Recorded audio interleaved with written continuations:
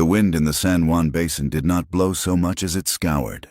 It was a living thing, invisible and hungry, stripping the topsoil from the earth and the softness from anyone foolish enough to stay.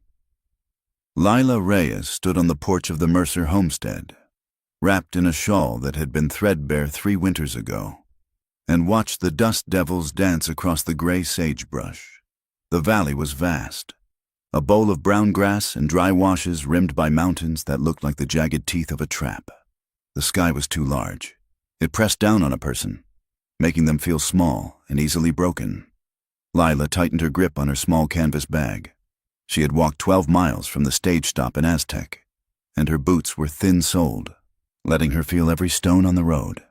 She was 24 years old, but her eyes held the weary caution of a woman twice that age. She had come here because she had heard Silas Mercer needed a cook and a hand who could stitch canvas and leather, and because the last town had grown too small for a woman of her mixed blood to live in without fear. The door to the main house opened. It was a heavy slab of oak, reinforced with iron straps. The man who stepped out was tall, built like the twisted juniper trees that clung to the ridge lines, weathered, silent, and hard. Silas Mercer did not look at her face first. He looked at her hands. "You are the one who sent word," he said. It was not a question. His voice sounded like gravel grinding under a wagon wheel. "I am," Lila said. She held her chin up. It was a habit she had forced herself to learn. "If you look at the ground, men think they can walk on you. I can cook. I can mend tack. I can wash. I ask for $12 a month in a room with a lock." Silas looked at her then. His eyes were the color of freezing water, pale blue and empty of anything that looked like warmth. He had lost his wife and a young son to the fever 4 years ago, and the neighbors said he had died with them, leaving only a body behind to work the cattle. "There is a room off the kitchen," Silas said. "It has a bolt. You will cook for me and 5 hands. Breakfast before sunup, supper after sundown. The rest of the day you mend whatever is torn. If you steal, you walk. If you bring trouble, you walk." Lila nodded once. "I bring no trouble, Mr. Mercer. Trouble usually finds its own way without my help." She stepped inside. The house smelled of stale coffee, wood smoke, and the sour scent of men who lived without a woman's touch to keep the domestic chaos at bay. It was cold, even out of the wind. She set her bag down in the small room off the kitchen. It was little more than a closet with a cot and a narrow window.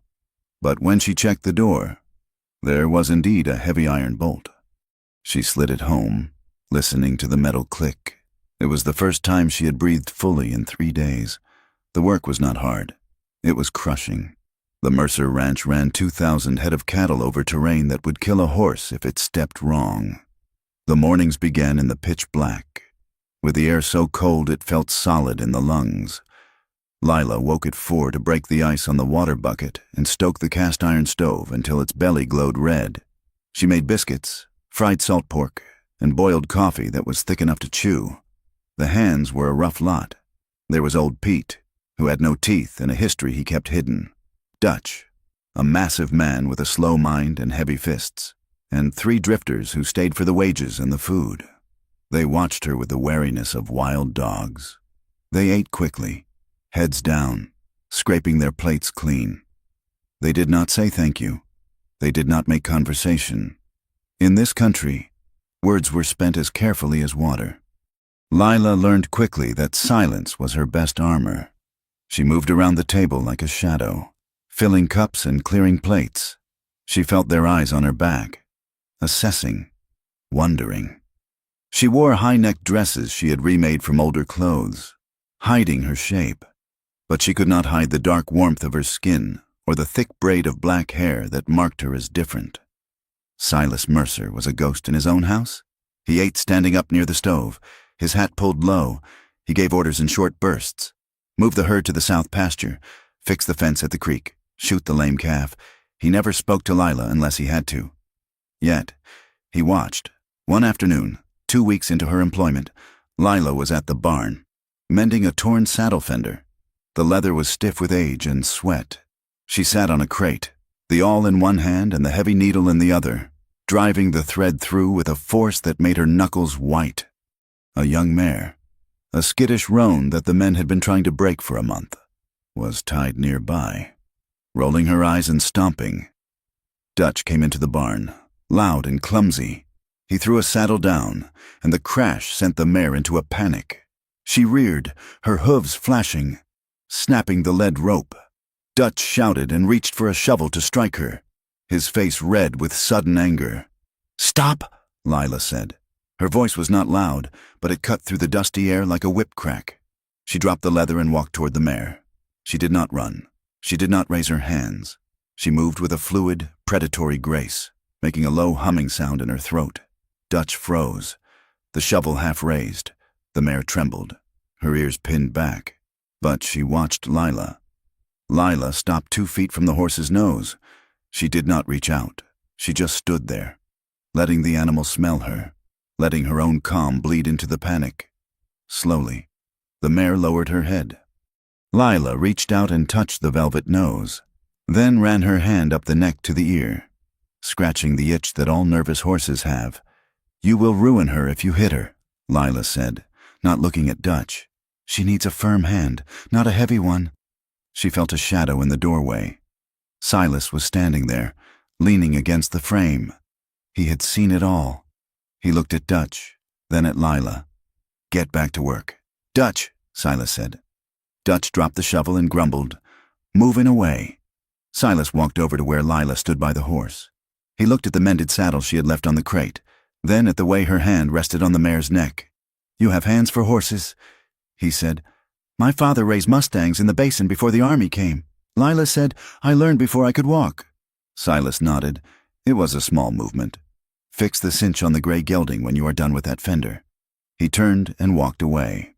It was not praise, but it was an acknowledgement. In the weeks that followed, the dynamic shifted. The men stopped spitting on the floor when she walked in. They started leaving their muddy boots by the door. It was a wary respect, earned by the fact that she did her work and did not complain about the splinters or the burns from the stove. But the town was different. In late October, Silas took the wagon into town for winter supplies. Flour, sugar, coffee, and ammunition. He told Lila to come with him to select the cloth for the men's new shirts.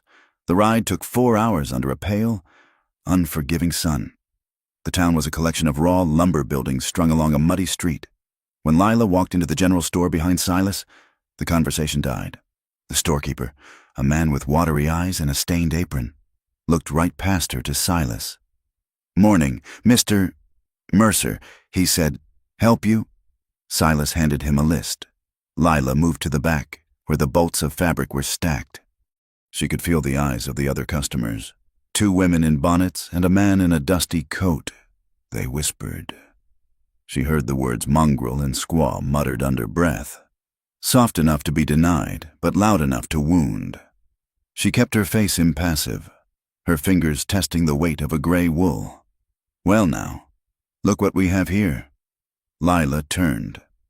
A deputy stood there, a man with a tin star pinned to a vest that was too tight.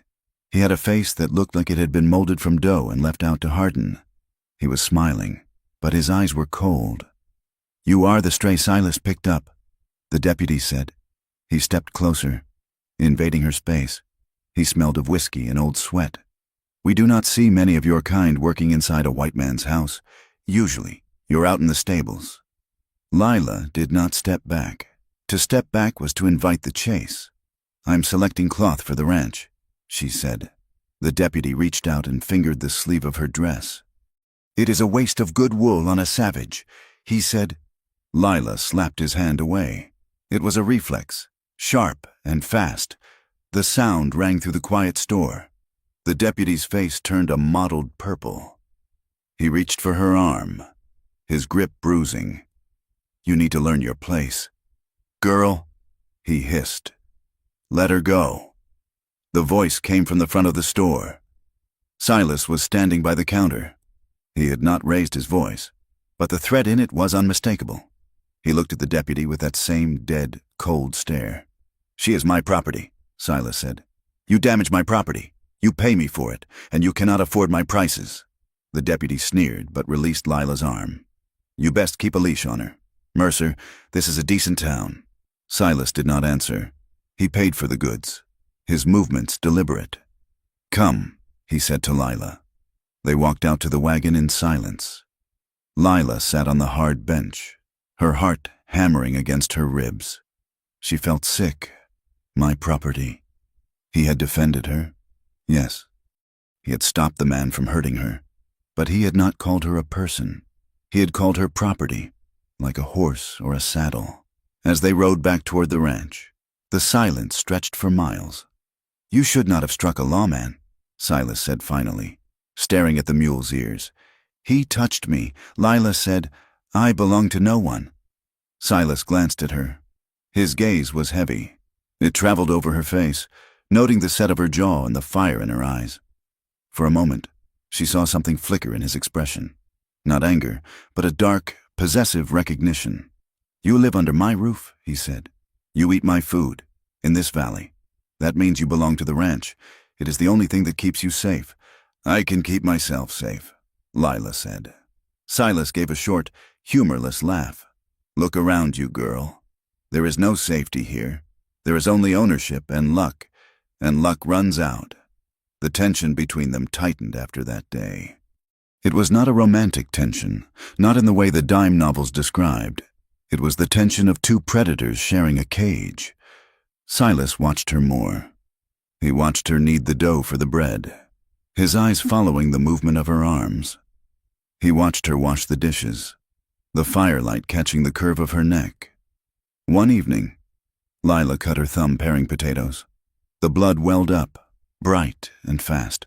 She moved to the basin to wash it. Silas was there before she could turn. He took her hand in his.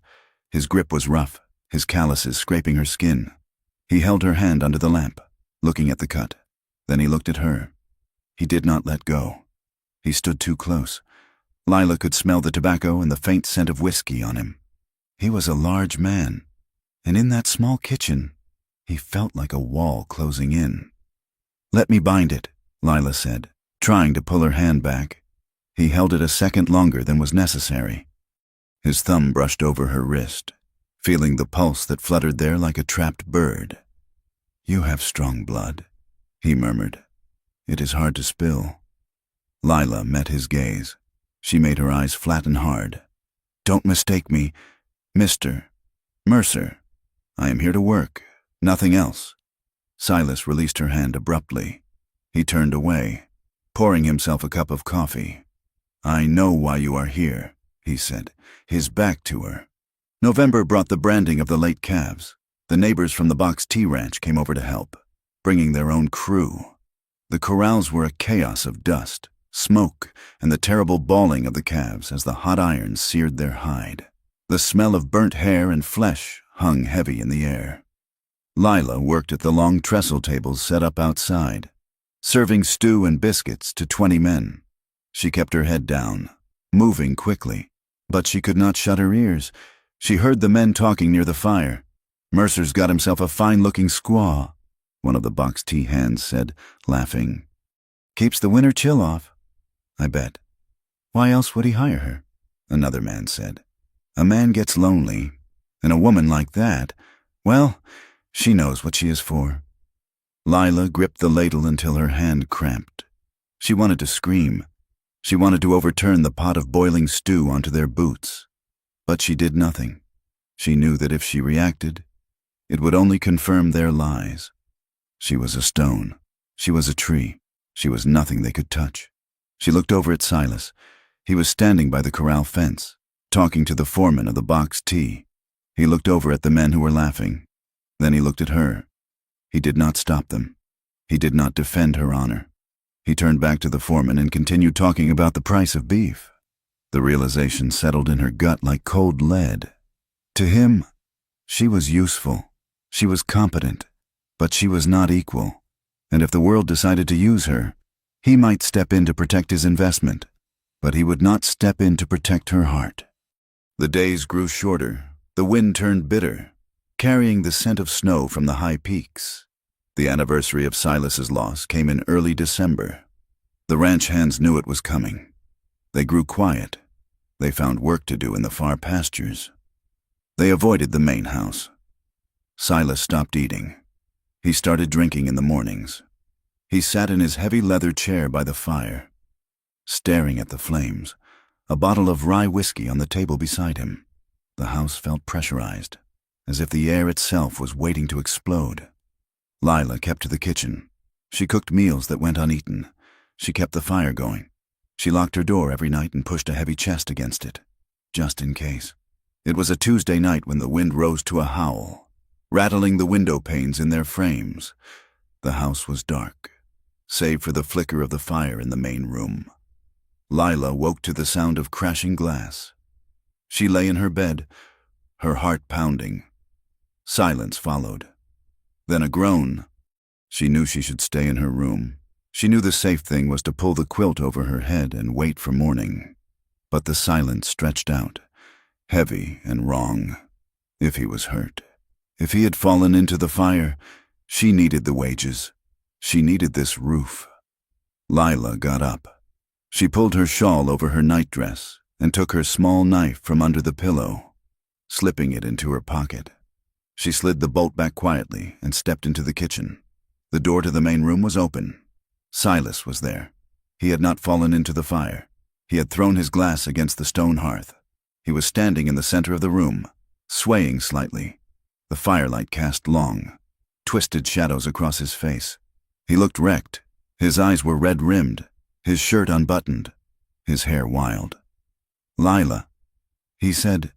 His voice was a slur, thick with drink and grief. "Go back to bed." "Silas," she said. She used his given name for the first time. It was a command, not a request. "You are drunk." "I am not drunk enough," he said. He took a step toward her. "The house is so quiet. Why is it so quiet?" "Because everyone is sleeping," she said. "As you should be." He looked at her, really looked at her, with a hunger that had nothing to do with food. It was a hunger for connection, for oblivion, for something warm to hold back the cold dark that was eating him alive. But mixed with the grief was that same look he had given the deputy, the look of a man who believes he owns the world around him. "You are here," he mumbled. "You are always here." He moved faster than a drunk man should. He closed the distance between them. Lila stepped back, but she hit the doorframe. "Silas, stop," she said. Her voice was steady, but her hand went to the knife in her pocket. He reached out and took her shoulders. His hands were heavy, anchoring her. "You are a pretty thing, Lila, too pretty for this hard place. I am not yours. Silas, let me go. I just want—" He leaned down, his forehead resting against hers. He smelled of whiskey and despair. "I just want to feel something other than this pain. That is not my burden to carry," Lila said. She pushed against his chest. He did not move. He was like a boulder. "Don't push me away," he whispered. "Not tonight." He tried to kiss her. It was a clumsy, desperate attempt. Lila turned her face away, and his mouth landed on her cheek. She shoved him hard, but he tightened his grip. The entitlement surged then, ugly and familiar. He was the boss. She was the help. She was the woman with no people, the stray he had taken in. "Don't fight me," he growled. "I need this." He shoved her back against the wall. The breath left her lungs. He pressed his hips against hers, his weight pinning her. One hand moved down her side, grasping at her waist, trying to pull her closer. It was a violation. It was a crossing of the line that could never be uncrossed. He was not asking. He was taking. Lila did not scream. She did not beg. The fury rose in her like a white-hot flame. It was the fury of every woman who had ever been told she was property. She pulled the knife. She did not stab him. She brought the handle down, hard, cracking it against his temple. Silas grunted and stumbled back, stunned. His grip loosened. Lila did not wait. She brought her knee up, driving it into his groin with all the strength of her work-hardened body. Silas doubled over, gasping, dropping to his knees. Lila stood over him, her chest heaving, the knife now blade forward in her hand. Her eyes were burning holes in the dark. "You do not take," she hissed. "You do not take what is not given." Silas looked up at her through the haze of pain and alcohol. He looked shocked. He looked like a man waking up from a dream to find his hands covered in blood. "Lila." "Wait," he wheezed. But Lila was already moving. She did not go to her room to pack. There was no time. She grabbed her heavy coat from the hook by the door. She grabbed a loaf of bread from the kitchen table. She opened the back door and the wind hit her, screaming like a banshee. It was freezing. The darkness was absolute. "Lila, don't!" Silas yelled from the floor, struggling to rise. "You will die out there. Better to die out there than live in here with you," she shouted back. She stepped out into the night. The cold was a physical blow. The wind tore at her shawl. She did not look back.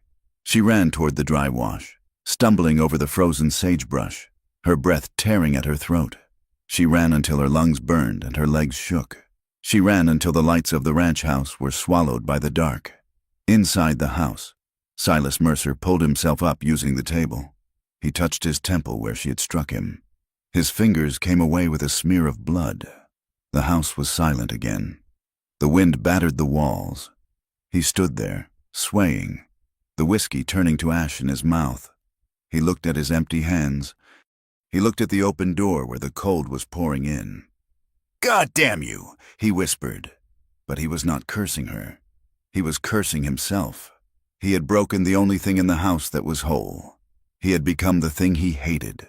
And now, somewhere out in the killing dark, Lila Reyes was running for her life. And it was his fault. The night did not want Lila Reyes to live. The wind that tore down the San Juan Basin was not merely moving air. It was a physical weight, a hammer made of ice and grit that pounded against the earth. Lila stumbled into the blackness, her boots sliding on loose shale, her breath freezing in her throat before she could even cough it out. She had no lantern. She had no horse. She had only the heavy wool coat she had snatched from the hook and the small paring knife pressed against her thigh inside her pocket. She ran until the lights of the Mercer Ranch were gone, swallowed by the rolling terrain. Then she walked until her legs felt like wood, numb and heavy. The sagebrush was cruel in the dark. Thorns tore at the hem of her dress and scratched deep lines into her ankles. Twice she fell, the hard ground knocking the wind out of her, scraping the skin from her palms. Each time, she lay there for a moment, listening to the coyotes yipping in the distance, sounding like laughing ghosts. It would be easy to stay down. It would be easy to let the cold sleep take her, but the fury in her belly was hotter than the frost. She pushed herself up. "I will not die for him," she whispered to the wind. "I will not die because a man could not master himself." She found a dry wash, an arroyo cut deep into the clay by summer floods. It offered a meager shelter from the biting wind. Lila huddled against the bank, pulling her knees to her chest, wrapping the coat tight. She did not sleep. She watched the stars wheel overhead, cold and indifferent. She listened to the skitter of lizards and the distant hoot of an owl. She thought of Silas Mercer's face in the firelight, the hunger, the entitlement, the shock when she had struck him. She touched the pocket where the knife lay. She would use it again if she had to. Dawn broke gray and bleak, bleeding light over a landscape that looked like a bruise. Lila stood up. Her joints were stiff, her body aching as if she had been beaten. She ate half of the bread she had taken, the crust dry and hard, and began to walk toward the settlement of Aztec. It was 12 miles. She made it in 5 hours.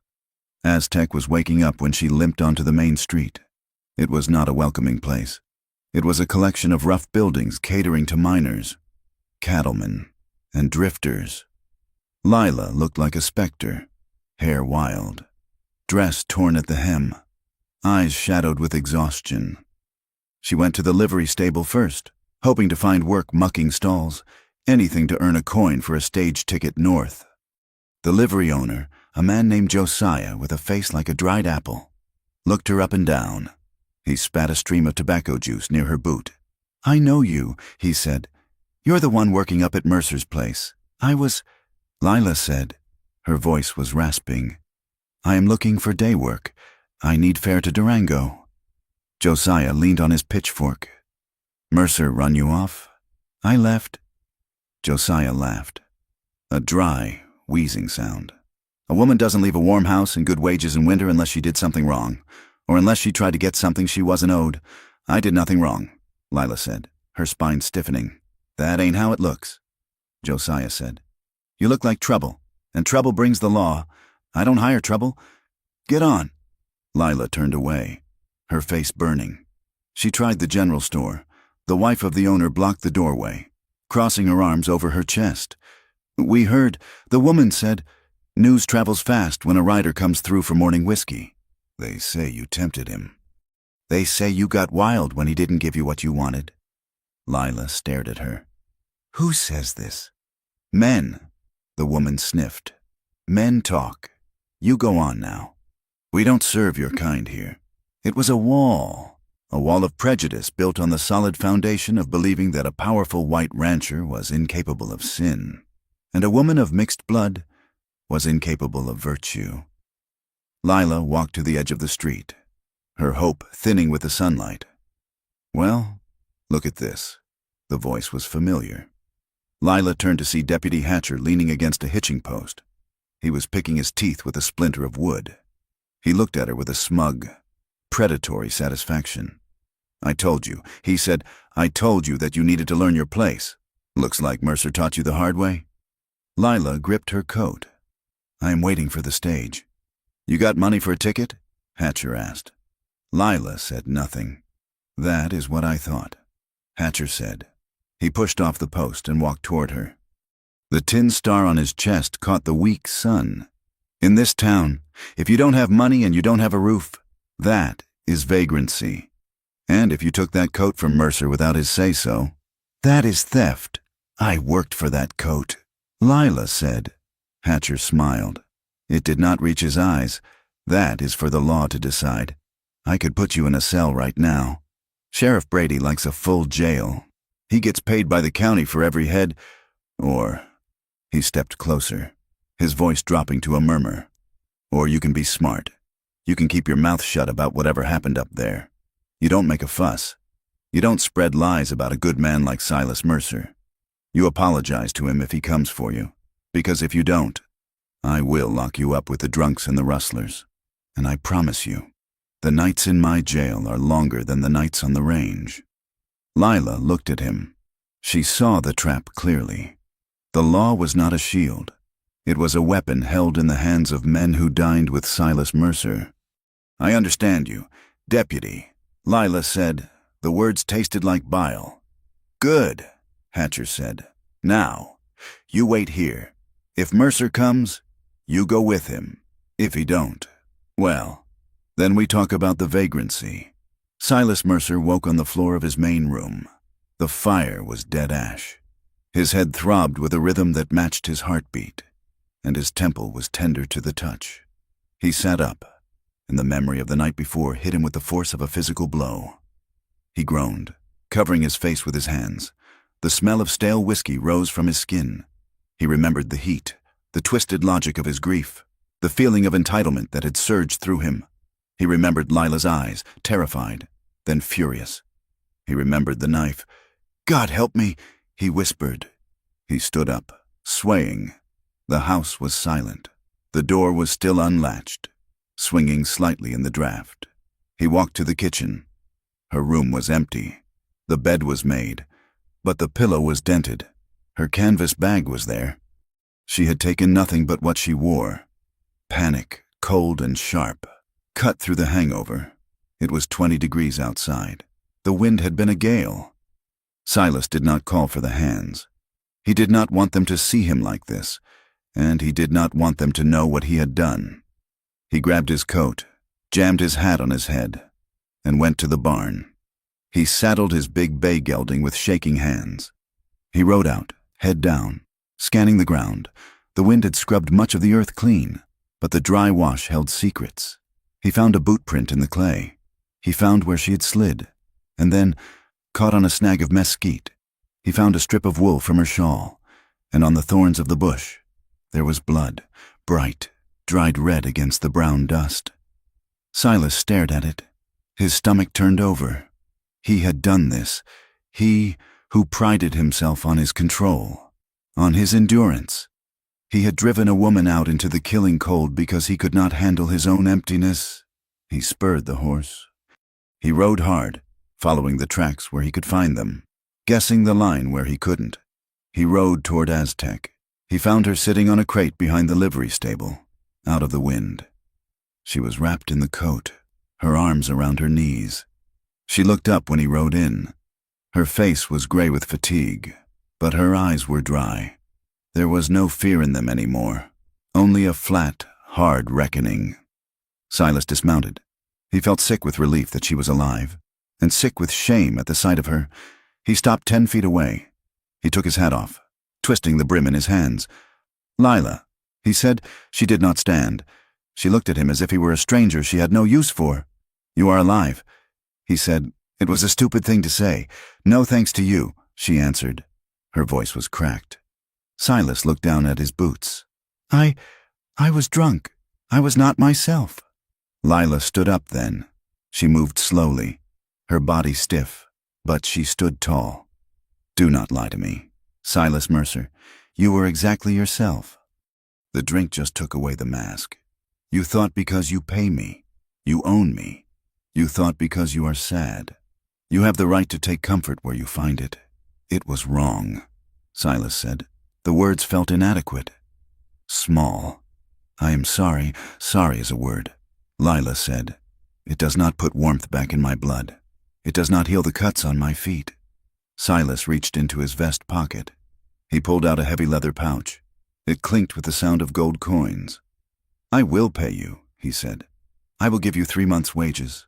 I will buy you a ticket to wherever you want to go. Denver, Santa Fe.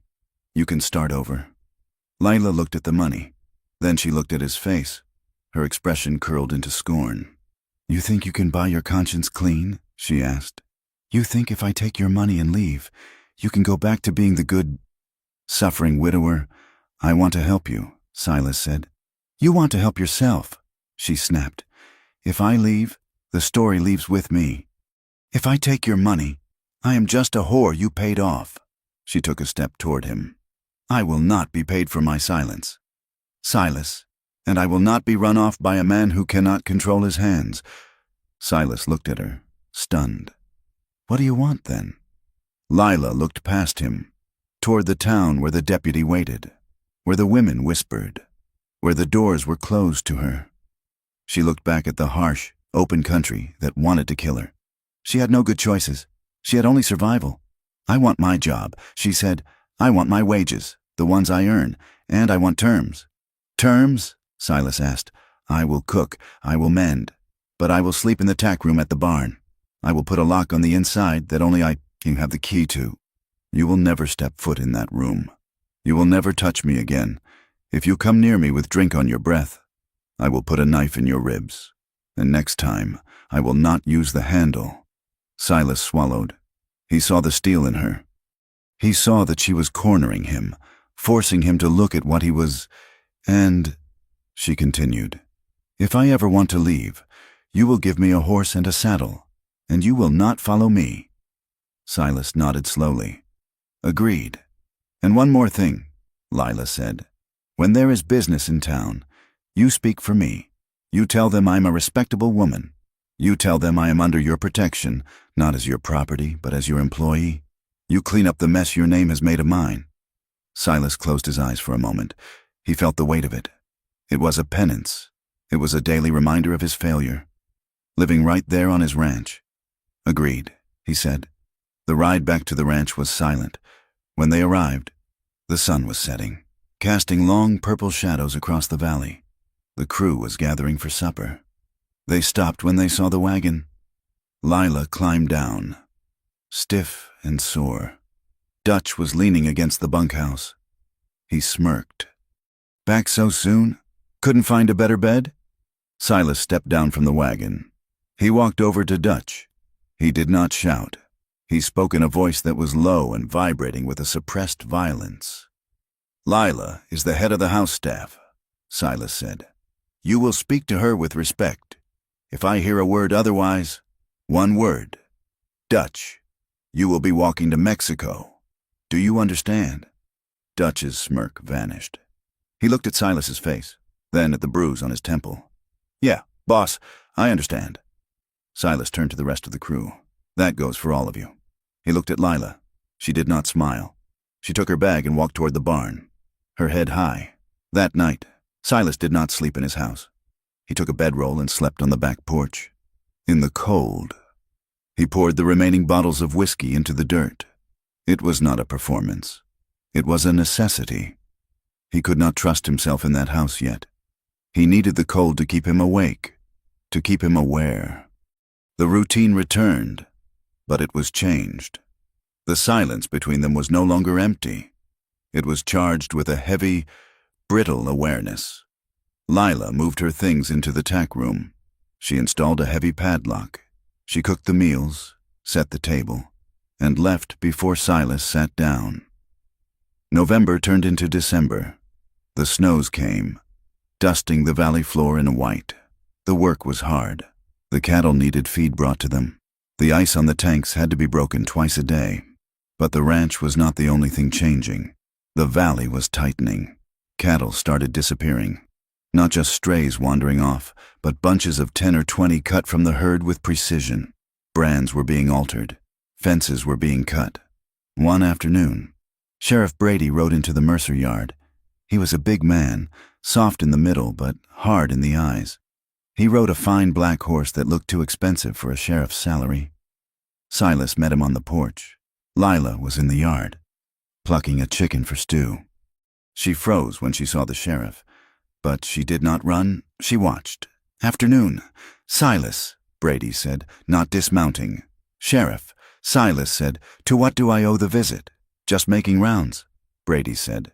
"Hearing things. Heard you had a little domestic trouble a while back. That little filly over there run off and come back?" Silas crossed his arms. "Lila works here. There was no trouble." Brady leaned over his saddle horn. "See, that is not what I hear. I hear stories. People talk about the nature of the relationship. It is unseemly, Silas, a man of your standing, living alone with a woman of her background. It makes the town nervous. Let them be nervous." Silas said, "I run a ranch, not a church social." Brady smiled. It was a snake's smile. "Well, scandals can be messy. They can affect business. Banks get jittery. Buyers look elsewhere.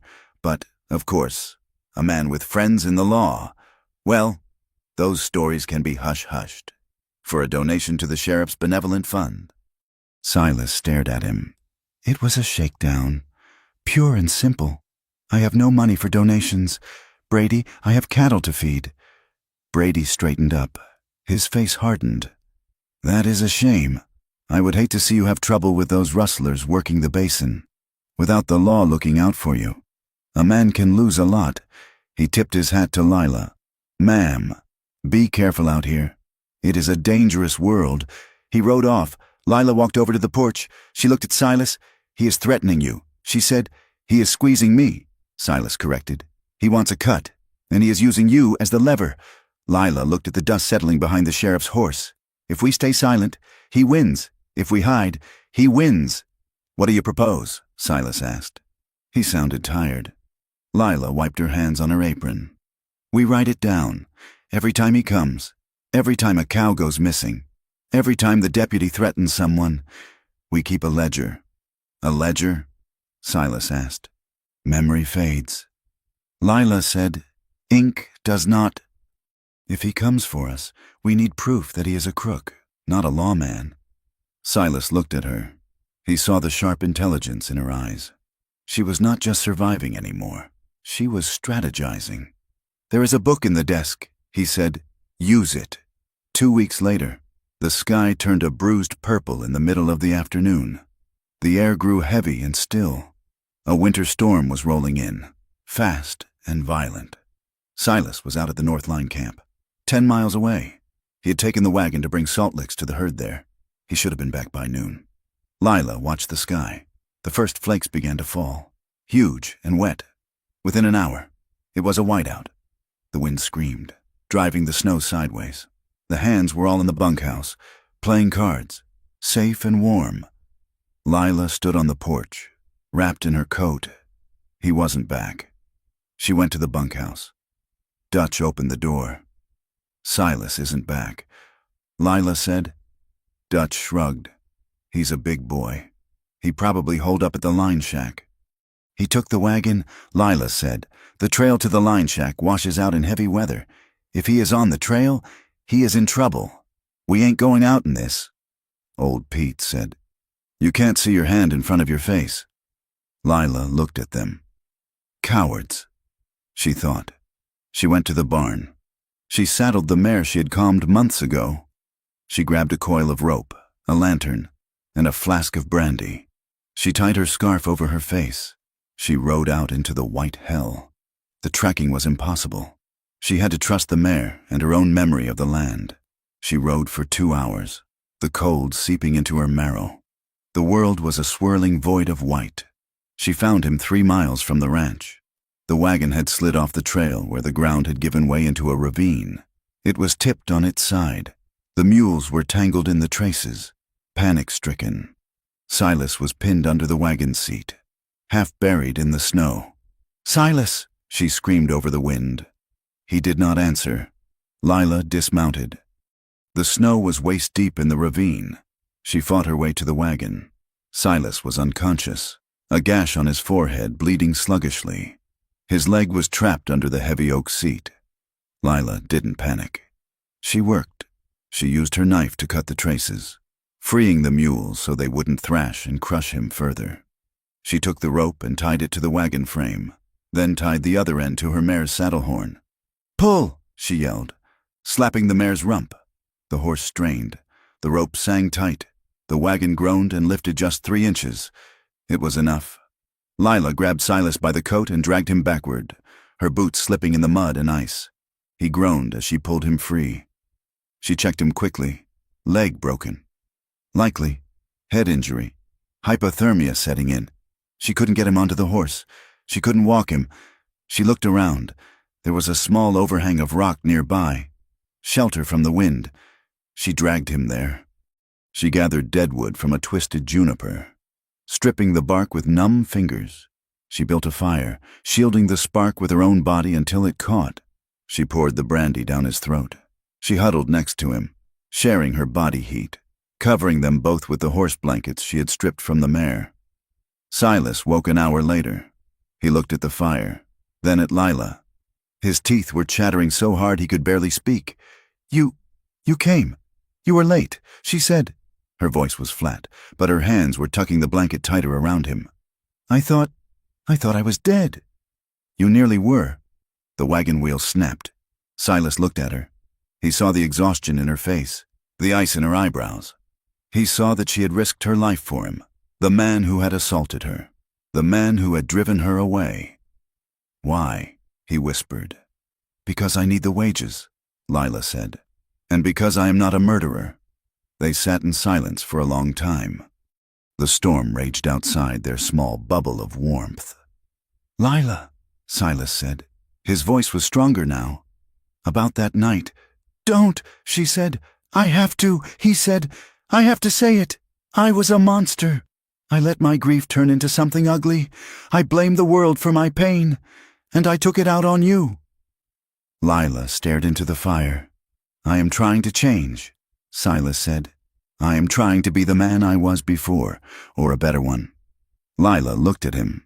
The firelight softened the harsh lines of his face. He looked broken. He looked human. An apology is a start. Silas, she said quietly, it is not an ending. You don't get a medal for stopping being cruel. You just get to call yourself a man again. I know, he said. They survived the night. In the morning, the storm broke. The hands came looking when the sun rose. Shamed into action by Lila's empty room. They found them and brought them home. Silas's leg was splinted. He was confined to the house. Lila went back to her work, but something had shifted. It was not forgiveness. Forgiveness was a soft thing, and there was no softness here yet. But it was a truce. Lila sat in her tack room that night, the ledger open on her knees. She wrote down the date. She wrote down the incident with the sheriff. She wrote down the wagon accident. She looked at her reflection in the small piece of mirror she had tacked to the wall. She was tired. She was lonely. But she was here. She had not been erased. She had not been owned. She closed the book. She would stay. She would survive. And she would wait to see what kind of man Silas Mercer would actually become. The winter in the San Juan Basin did not end. It merely retreated into the mud. The snow melted into a thick, clinging gumbo that coated boots, wagon wheels, and the bellies of the horses. March arrived with a sky the color of a bruised plum and wind that smelled of wet sage and thawing earth. Lila Reyes moved through the days with a rhythm born of necessity. She woke before the sun, the air in her small tack room still holding the bite of the night. She broke the ice on the washing basin, dressed in the dark, and walked across the yard to the main house. The mud sucked at her boots with every step, a constant reminder that the land wanted to pull her down. Her hands were never idle, and they were never clean. They were red from scrubbing linens in boiling water, calloused from chopping kindling, and stained with the grease of the cook stove. But they were steady. Inside the house, the tension was a living thing. It sat at the table with them during meals. It stood in the corners of the room when the lamps were lit. Silas Mercer moved with a limp, his leg healing but stiff from the wagon accident in the storm. He was a large man, and his presence filled a room, but he had learned to make himself small when she was near. He no longer walked up behind her. He made his footsteps heavy on the floorboards so she would hear him coming. If she was in the pantry, he waited in the kitchen until she emerged.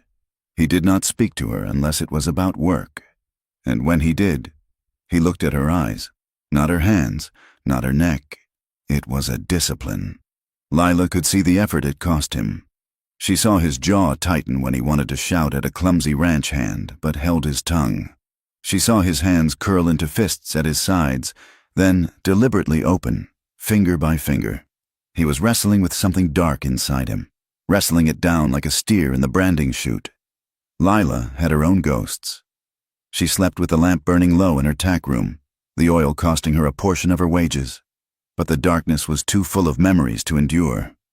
She woke often, her heart hammering against her ribs, the phantom sensation of weight pressing her into a mattress. She would sit up, gasping, her hand flying to the knife she kept beneath her pillow. One afternoon, a wagon rattled into the yard. It was driven by a woman wrapped in a buffalo coat, her face weathered like old saddle leather. This was Martha Gable, a widow who ran the Box Elders spread 10 miles to the east. She had buried 2 husbands and 3 children, and the valley said she had tears left for none of them. Lila was on the porch, sweeping the mud that the men had tracked in.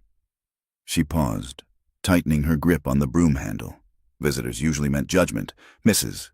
Gable climbed down, tying her team with efficient, sharp movements. She stomped her boots and looked at Lila. "You are the Reyes girl." "Mrs." Gable stated. It was not a question. "I am Lila," she answered. "Mrs." Gable nodded once. I heard. The wind carries voices in this valley, even when you don't want it to." "Is Silas about?" "He is in the barn." Lila said, "Mrs." Gable stepped onto the porch. She did not go in. She stood next to Lila, looking out at the gray horizon. "This country eats the soft parts of a person first." "Mrs." Gable said. Her voice was like dry leaves. "It eats the hope, then the kindness. If you are not careful, it leaves you with nothing but the hunger." Lila looked at her. The older woman's eyes were sharp, blue, and unblinking. There was no pity in them, but there was recognition. "I am not soft," Lila said. "Mrs." Gable looked at Lila's hands, then at the knife sheath that was just visible at her waist. "No," the widow said. "I can see that. Keep your blade sharp, girl, and keep your heart quiet. The men here, they break things because they do not know how to fix them. Even the good ones have clumsy hands." She walked past Lila into the house without knocking. It was the first time a woman in the valley had spoken to Lila without a sneer or a whisper. It was a small thing, a fragile alliance, but it felt like solid ground. Silas sat in his study, the ledger open before him. The numbers were grim. The winter had been hard on the herd, and the rustlers were bleeding him dry. 5 head here, 10 head there. It was a slow hemorrhage. But it was not the cattle that kept him awake. It was the man he saw in the mirror. He remembered his father, a man named Jedediah Mercer, who had believed that love was a form of ownership. Jedediah had struck his wife when she spoke out of turn. He had struck Silas when he showed fear. He had taught Silas that a man's will was law, and that anything that resisted that law was to be broken. Silas had hated him. He had sworn, standing over his father's grave, that he would be different. He had been gentle with his wife, Sarah, before the fever took her. He had been a good man. And then, one night, fueled by whiskey and self-pity, he had become Jedediah. The shame was a cold stone in his gut. It was not the shame of being caught. It was the shame of knowing that the monster was not outside, but in his own blood. He watched Lila move through the yard, her head high, her walk guarded. She was a constant reminder of his failure. He had to learn restraint.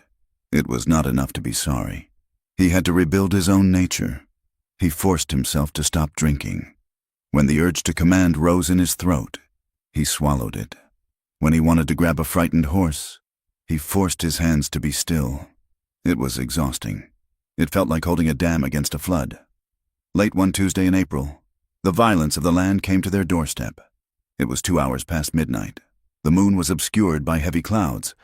Lila was awake, mending a shirt by the light of her lantern, when the first shot cracked the silence.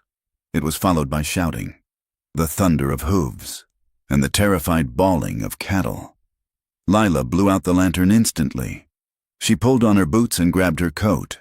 She did not hide. The ranch was her livelihood, and fire or theft would leave her starving just as surely as it would Silas. She ran out into the yard. The darkness was chaos. Flashes of muzzle fire lit up the corrals. Riders were driving a knot of 30 steers toward the broken south gate. Silas was already there, shouting orders. He was bareheaded, his rifle in his hand, limping but moving with a terrible purpose. Dutch and old Pete were firing from the cover of the water trough. "Get to the bunkhouse," Silas roared at a shadow moving near the barn. But the shadow crumpled. A young hand, a boy named Jimmy, who had only joined them a month ago, went down with a high, thin scream. Lila did not think. She ran. She kept low, sprinting across the open ground while bullets buzzed through the air like angry hornets. She reached Jimmy and grabbed him by the collar of his coat. He was thrashing, clutching his thigh. "Help me!" he shrieked. "Quiet!" Lila hissed. She dragged him. She was not a large woman, but years of lifting sacks of flour and cast-iron pots had given her a deceptive strength. She hauled him behind the heavy oak slats of the feed bin. The rustlers were turning, firing back to cover their escape. A bullet splintered the wood inches from Lila's face. She did not flinch. She tore her petticoat, ripping the fabric with her teeth. Jimmy was bleeding dark and fast. The bullet had taken him in the meat of the leg, missing the bone but hitting a vessel. "Hold this," Lila ordered, pressing a wad of cloth into the wound. "Push down. Hard." She took her belt off and cinched it around his thigh, above the wound. She twisted it tight with a piece of kindling she grabbed from the dirt. Jimmy sobbed, his face pale in the darkness. "Look at me," Lila said, her voice iron hard. "You are not going to die tonight. Jimmy, I will not allow it. Breathe." The boy looked at her, terrified, and nodded. He breathed. The shooting tapered off. The rustlers, having taken what they could, vanished into the black mouth of the canyon. The silence that followed was heavy with the smell of gunpowder and dust. Silas came limping over. He had his Winchester in one hand. He looked down at Lila, who was kneeling in the mud, her hands covered in Jimmy's blood, her face streaked with dirt. She was checking the tourniquet, her movements precise and calm. She looked up and met his gaze. In that moment, there was no employer and employee, no victim and aggressor. There were only two people who had survived the dark. "He will live," Lila said, "but he needs a doctor. The bleeding is slowed, but the bullet is deep."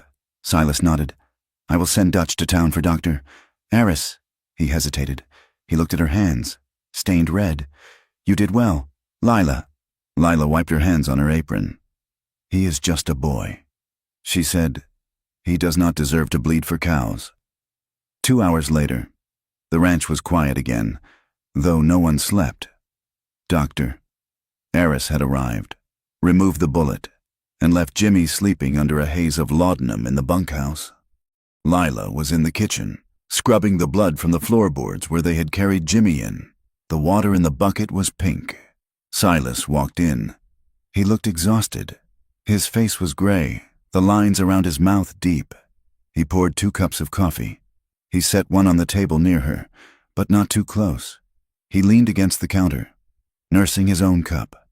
"They took 40 head, Silas said. "That is the 3rd time this month." Lila wrung out the rag.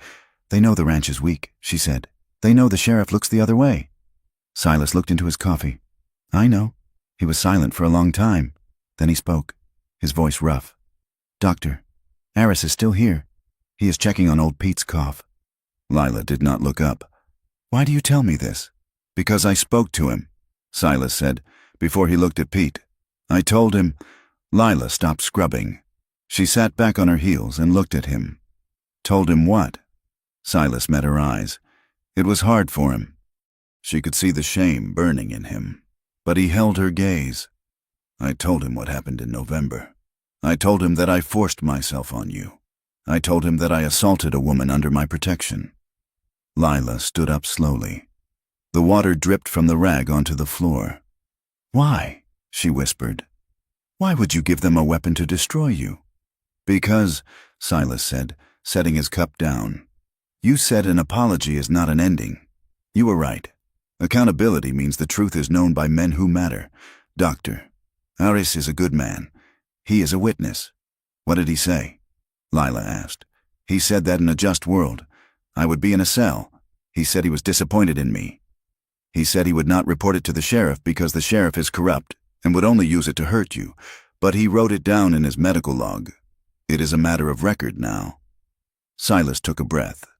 "If we go to court against the sheriff or the rustlers, and they try to use lies against you, the truth is already there." "I did it." "I own it. They cannot blackmail a man who has already confessed." Lila stared at him. "It was a strategic move." "Yes, but it was also a suicide of his reputation. In this valley, a man's standing was his currency. He had just devalued himself to protect her from future leverage." "You are a fool." "Silas Mercer," she said softly. "Maybe," he said, "but I am not my father." The reaction in town was slow but poisonous. "Doctor." Aris kept his confidence, but secrets in the West were like water. They found the cracks. The men in the saloon slapped Silas on the back a little harder, their eyes knowing and conspiratorial, assuming he had handled the situation like a man.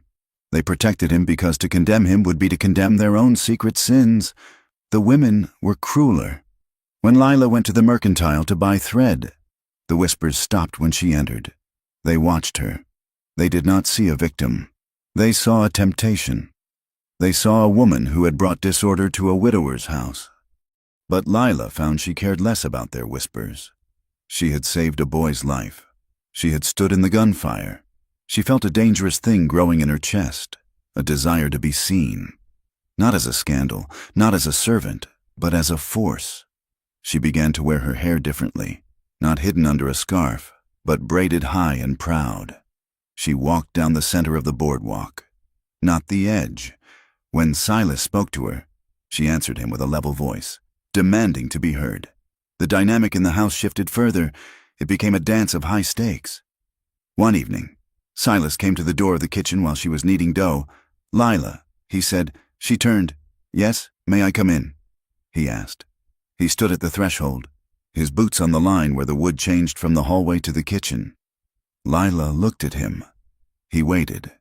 He would stand there all night if she did not answer. "You may," she said. He stepped in. "I need to discuss the supplies for the roundup. I want your opinion on the rations." "My opinion?" Lila asked. "Since when do you ask the cook for advice on cattle work?" "Since the cook showed she has more sense in a crisis than my foreman," Silas said. He laid the list on the table. He stood next to her, looking at the paper. He was close. She could smell the soap he used, the scent of tobacco and pine. It was not unpleasant. Lila felt a sudden, sharp spike of heat in her belly. It shocked her. It was not fear. It was a yearning. It was the body's treacherous memory that beneath the violence, there was a man who was strong, and she was a woman who had been alone in the cold for a very long time. She pointed to the list. "You need more dried fruit," she said, her voice steady. "The men get sick without it." "And more coffee?" Silas nodded. He did not move away. He watched her finger trace the lines on the paper. "Thank you," he said. He turned and left. He did not linger. He did not try to touch her. The restraint was palpable.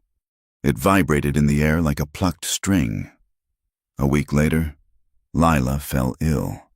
It was a fever, sudden and fierce, born of exhaustion and the damp spring air. She lay in her tack room, shivering under 3 blankets, her teeth chattering. Silas found her when she did not appear for breakfast. He knocked on the door. "Lila?" "Go away," she croaked. He did not go away. He broke the rule. He opened the door. But he brought Mrs. Gable with him. "I brought Martha," Silas said, standing in the doorway, refusing to cross the threshold alone. "She will tend to you." Lila drifted in and out of sleep for 2 days. When she woke, the fever had broken. It was night. The room was dim. Mrs. Gable had gone home to her own stock. Silas was sitting on a crate near the door. He was whittling a piece of wood, the shavings curling onto the floor. He looked up when she stirred. "You are awake," he said softly. "Water," she whispered. He stood and brought the dipper to her lips. He supported her head with one hand. His hand was large, rough, and incredibly gentle. He held her as if she were made of glass. He lowered her back down. "I thought you might die," he said. His voice was stark. "Would you care?" Lila asked. "Yes," he said. "I would care very much." Lila looked at him. The fever had burned away some of her walls. She felt raw. She felt the terrible loneliness of her life. "Silas," she said. He leaned closer. "I am here." Lila reached out. Her hand trembled. She touched his wrist. It was a test. It was a question. She wanted to know if he was safe.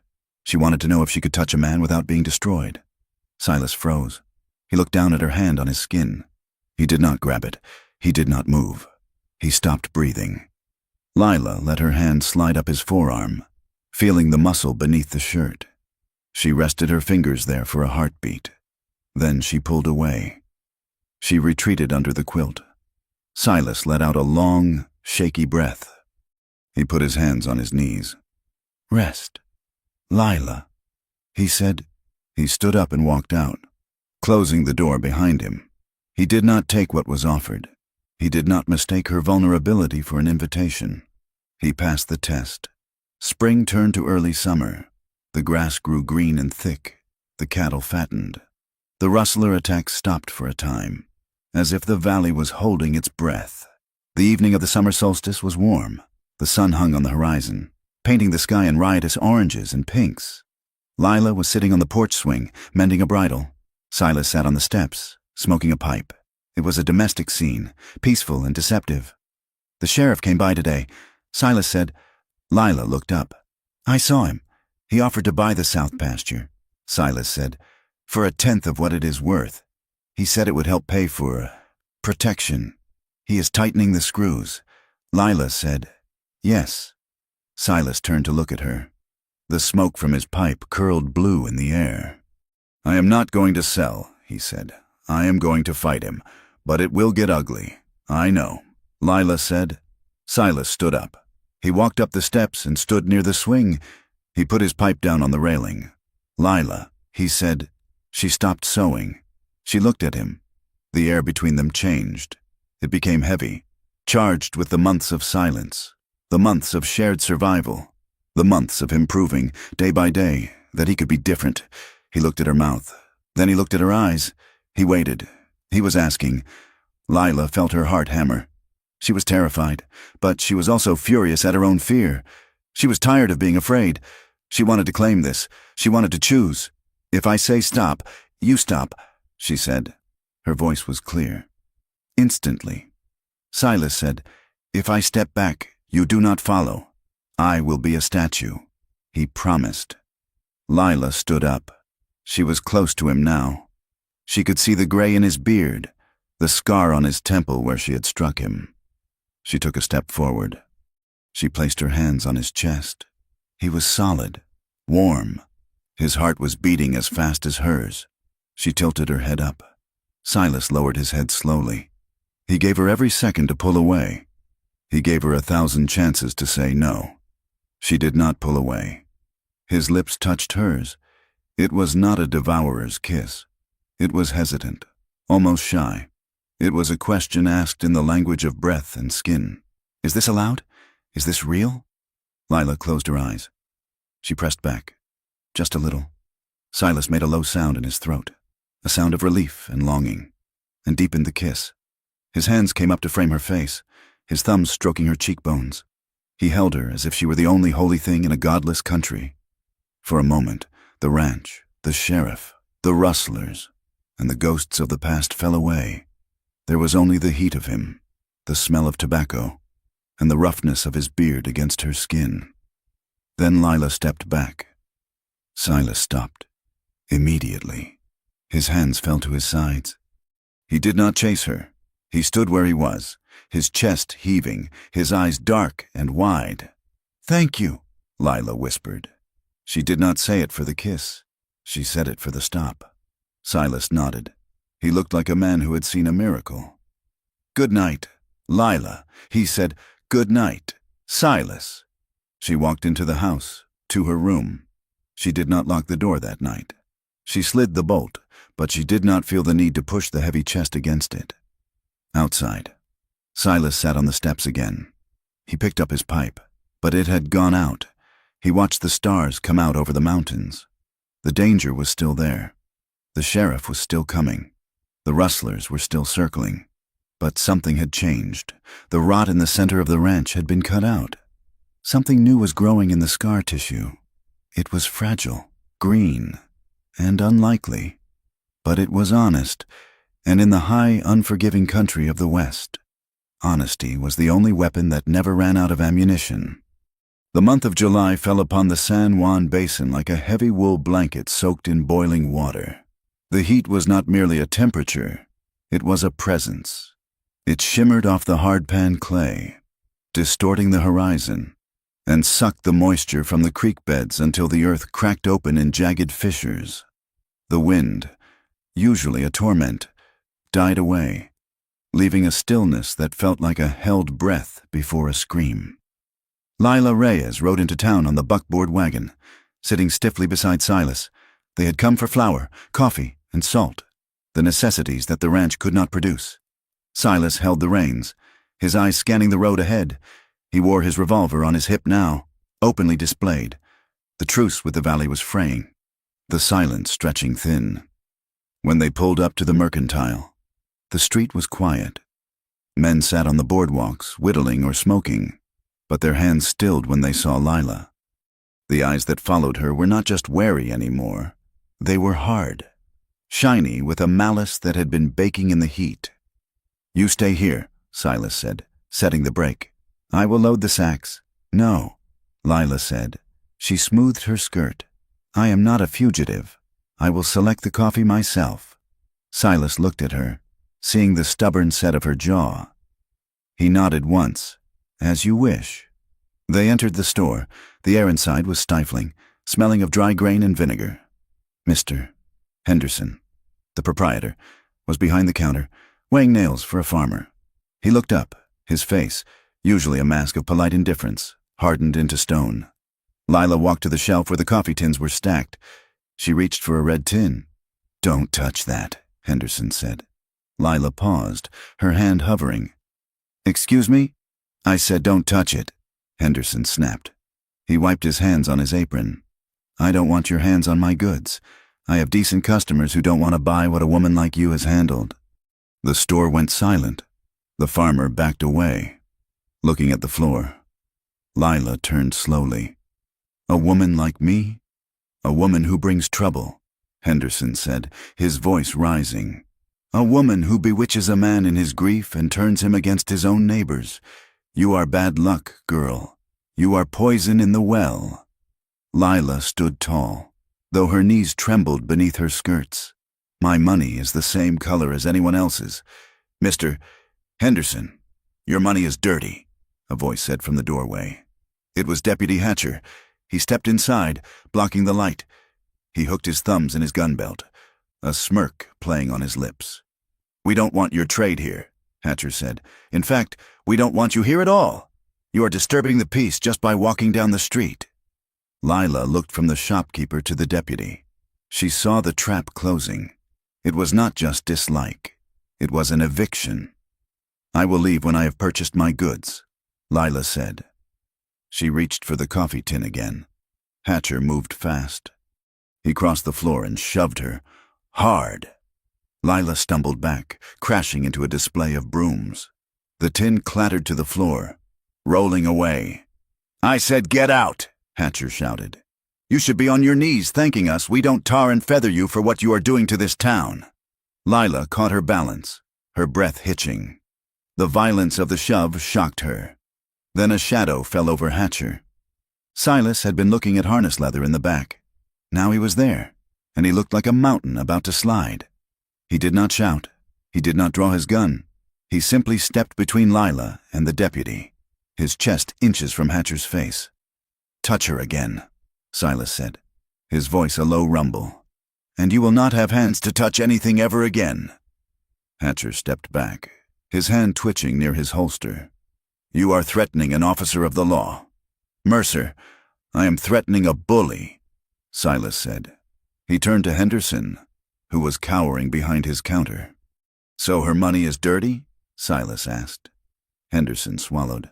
"Now, Silas, you know how people talk. I have a business to run. I can't have her." "Fine," Silas said. He reached into his pocket and pulled out a handful of silver dollars, the payment for the month's large order of grain and tools. He looked at the coins. Then he threw them on the floor. They scattered, rolling into the dust and the cracks in the floorboards. "If she cannot buy here, neither can I," Silas said, "and neither will anyone who works for me. You just lost the Mercer account, Henderson, permanently." Silas took Lila's arm. His grip was firm but protective. "Come." They walked out into the blinding sun. The men on the boardwalk stood up as they passed. "You are making a mistake." "Silas!" Hatcher yelled after them. "You are choosing a whore over your own people." Silas stopped. He turned slowly. "She is not a whore," he said, his voice carrying down the street. "She is a woman of worth. And if this is what my people are, then I am glad to be a stranger." He helped Lila into the wagon and snapped the reins. They drove out of town, leaving a cloud of dust and a silence that felt like the precursor to war. The ride back was long. The heat pressed down on them. Lila looked at her hands, folded in her lap. They were shaking. "You should not have done that," she said quietly. "You need the supplies.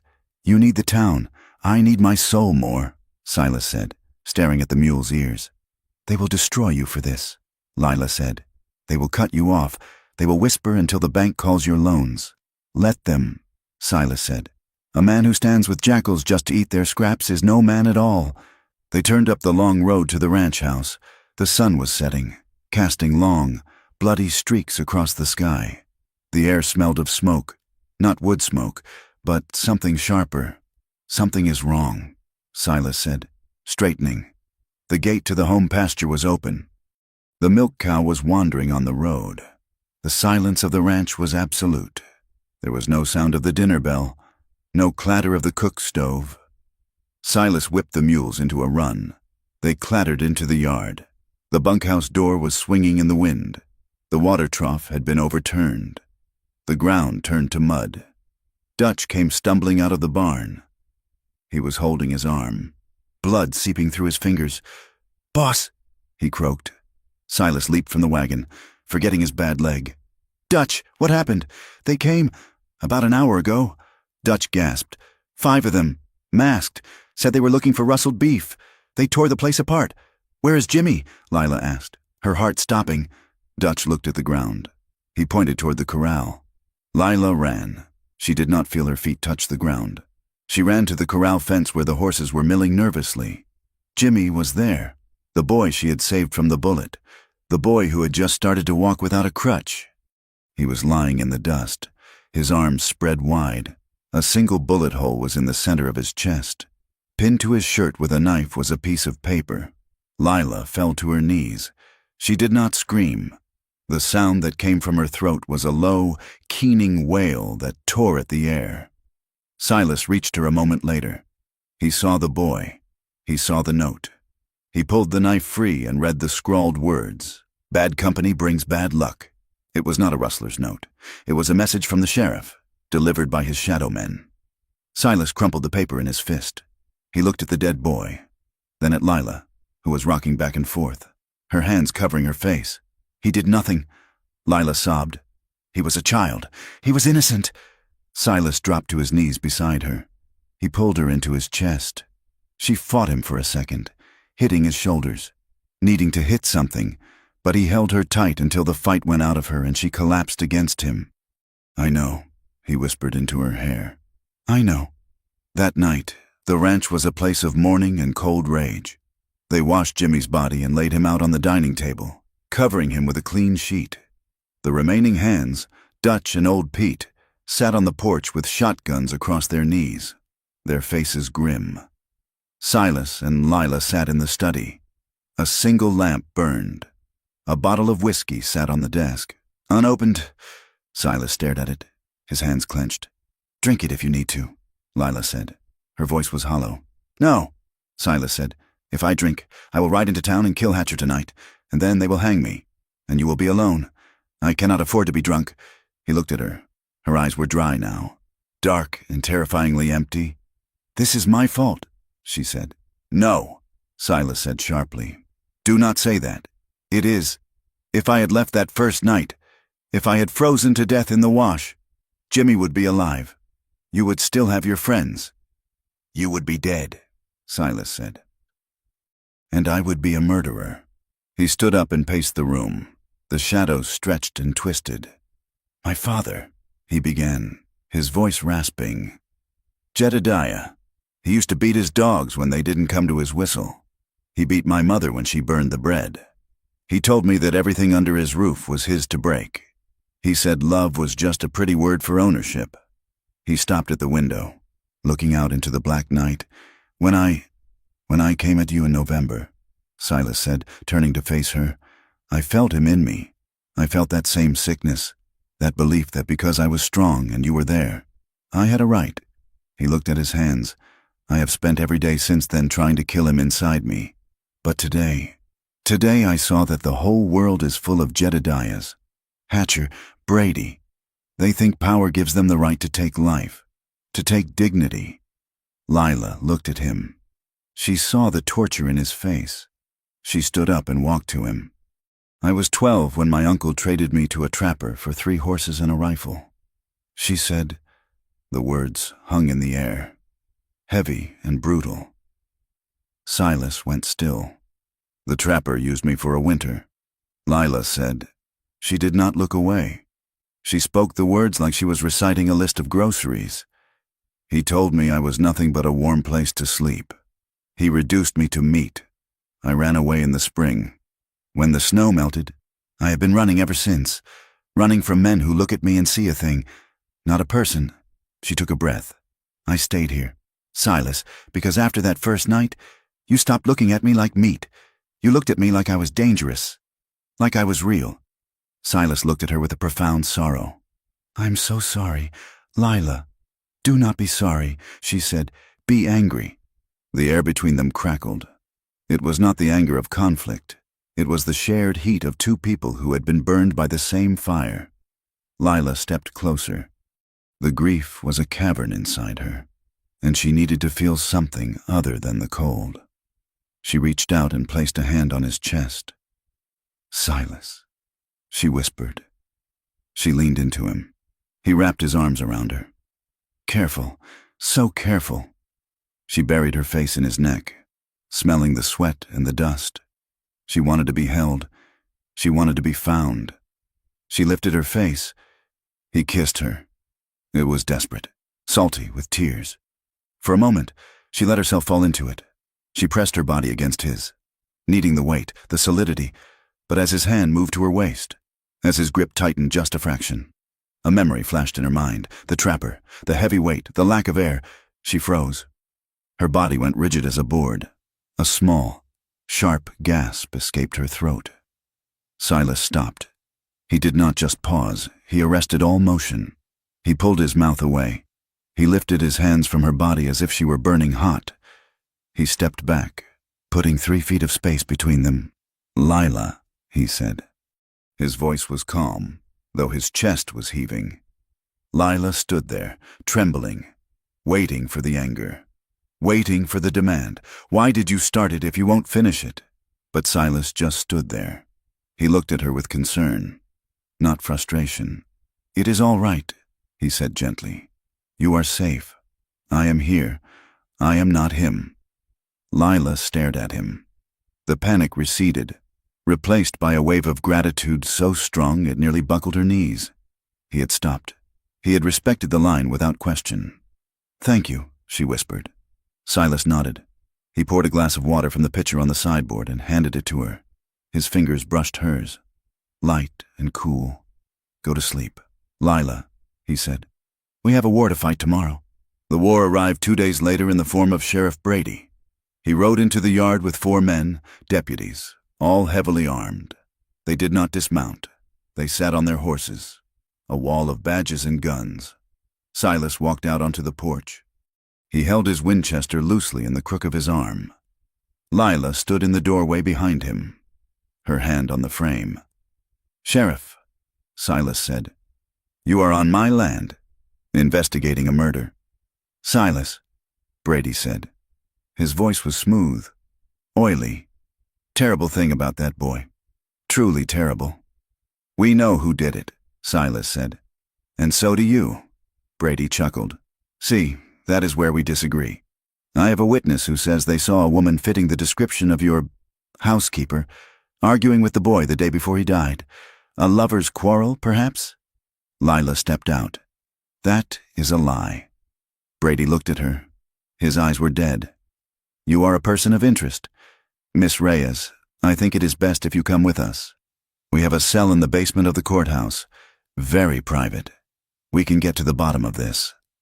Lila felt the blood drain from her face. The basement cells were notorious. Women who went in there often did not come out. Or if they did, they were broken beyond repair. "She is not going anywhere," Silas said. He racked the lever of his rifle. The sound was loud in the quiet yard. Brady's men tensed, hands hovering over their pistols. "You going to shoot us, Sheriff?" "Silas," Brady asked, "that is hanging way. If you try to take her—" "I will empty this rifle," Silas said. "I might hang." "Brady, but you will be dead before my boots leave the ground. Are you willing to die for this?" Brady looked at Silas. He saw the cold certainty in the rancher's eyes. Silas was not bluffing. He was a man who had already lost everything that mattered to him except the woman standing behind him. Brady smiled, tight and thin. "You are making it hard on yourself. Silas, harboring a suspect, obstructing justice. I can come back with a warrant. I can come back with 20 men. Then come back," Silas said. "But right now, get off my land." Brady spat on the ground. "We will be back. And when we are, I won't be asking nicely." He turned his horse and signaled his men. They rode off, the dust settling slowly. Lila let out a breath she didn't know she was holding. Her legs felt like water. "He will come back," she said. "And he will bring an army." Silas lowered the rifle. "Yes, he will." He turned to her. "We cannot stay here and wait for them," he said. "If we stay, we die." "What do we do?" Lila asked. "We fight," Silas said, "but not with guns alone. We need something stronger than bullets." He walked into the house and went to the heavy oak desk. He pulled out a drawer and removed a thick, leather-bound book. The ledger. For months, Lila had written in it. She had recorded the threats, the stolen cattle, the dates, the times. She had recorded Silas's confession to Dr. Aris. She had recorded the note found on Jimmy's body. "This is our weapon," Silas said, "but it is useless here. We need to get this to the territorial marshal in Santa Fe. Brady owns the county, but he doesn't own the territory. Santa Fe is 200 miles, Lila said. Through the mountains, and Brady will be watching the roads, Silas said. He looked at her. We have to leave, Lila. Tonight, we pack what we can carry. We take the strongest horses. And we run. Lila looked around the room. This was his home. His father built it. His wife had died in it. He had poured his life into this soil. You are leaving everything, she said. The ranch, the cattle. If we leave, Brady will take it all. Silas looked at the walls, at the portraits of his ancestors, at the hearth where he had sat for so many lonely nights. It is just wood and stone. Lila, he said, it is just dirt. He reached out and took her hand. This time, she did not flinch. She squeezed back. You are the only thing in this valley worth saving, he said. The landscape mirrored their desperation. The drought had turned the San Juan Basin into a tinderbox. The grass was brown and brittle. The wind, which had returned with a vengeance, screamed through the canyons, kicking up dust storms that turned the day into twilight. They spent the afternoon preparing. They worked in silence, moving with the efficiency of soldiers. Dutch and old Pete were paid off with the last of the gold. You boys ride for Colorado. Silas told them, don't look back. We ain't leaving you, boss, Dutch said, hefting a shotgun. You can't help us where we are going, Silas said. Go. Live to tell the truth when the time comes. Reluctantly, the hands saddled up and rode north. The ranch was empty now, save for Silas and Lila. As the sun began to dip, painting the world in violent shades of orange and blood red, Lila stood on the porch.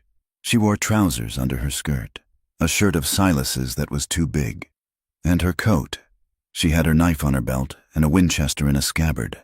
She was not the frightened girl who had arrived months ago. She was forged. Silas came out of the house. He locked the front door, a symbolic gesture. He handed Lila the reins of the bay mare. Are you ready? He asked. Lila looked at the horizon, where the dust clouds swirled like dancing ghosts. She thought of Jimmy. She thought of the shopkeeper's sneer. She thought of the sheriff's dead eyes. She swung into the saddle, the leather creaking. She looked down at Silas. Let us go find some justice, she said. Silas mounted his black gelding.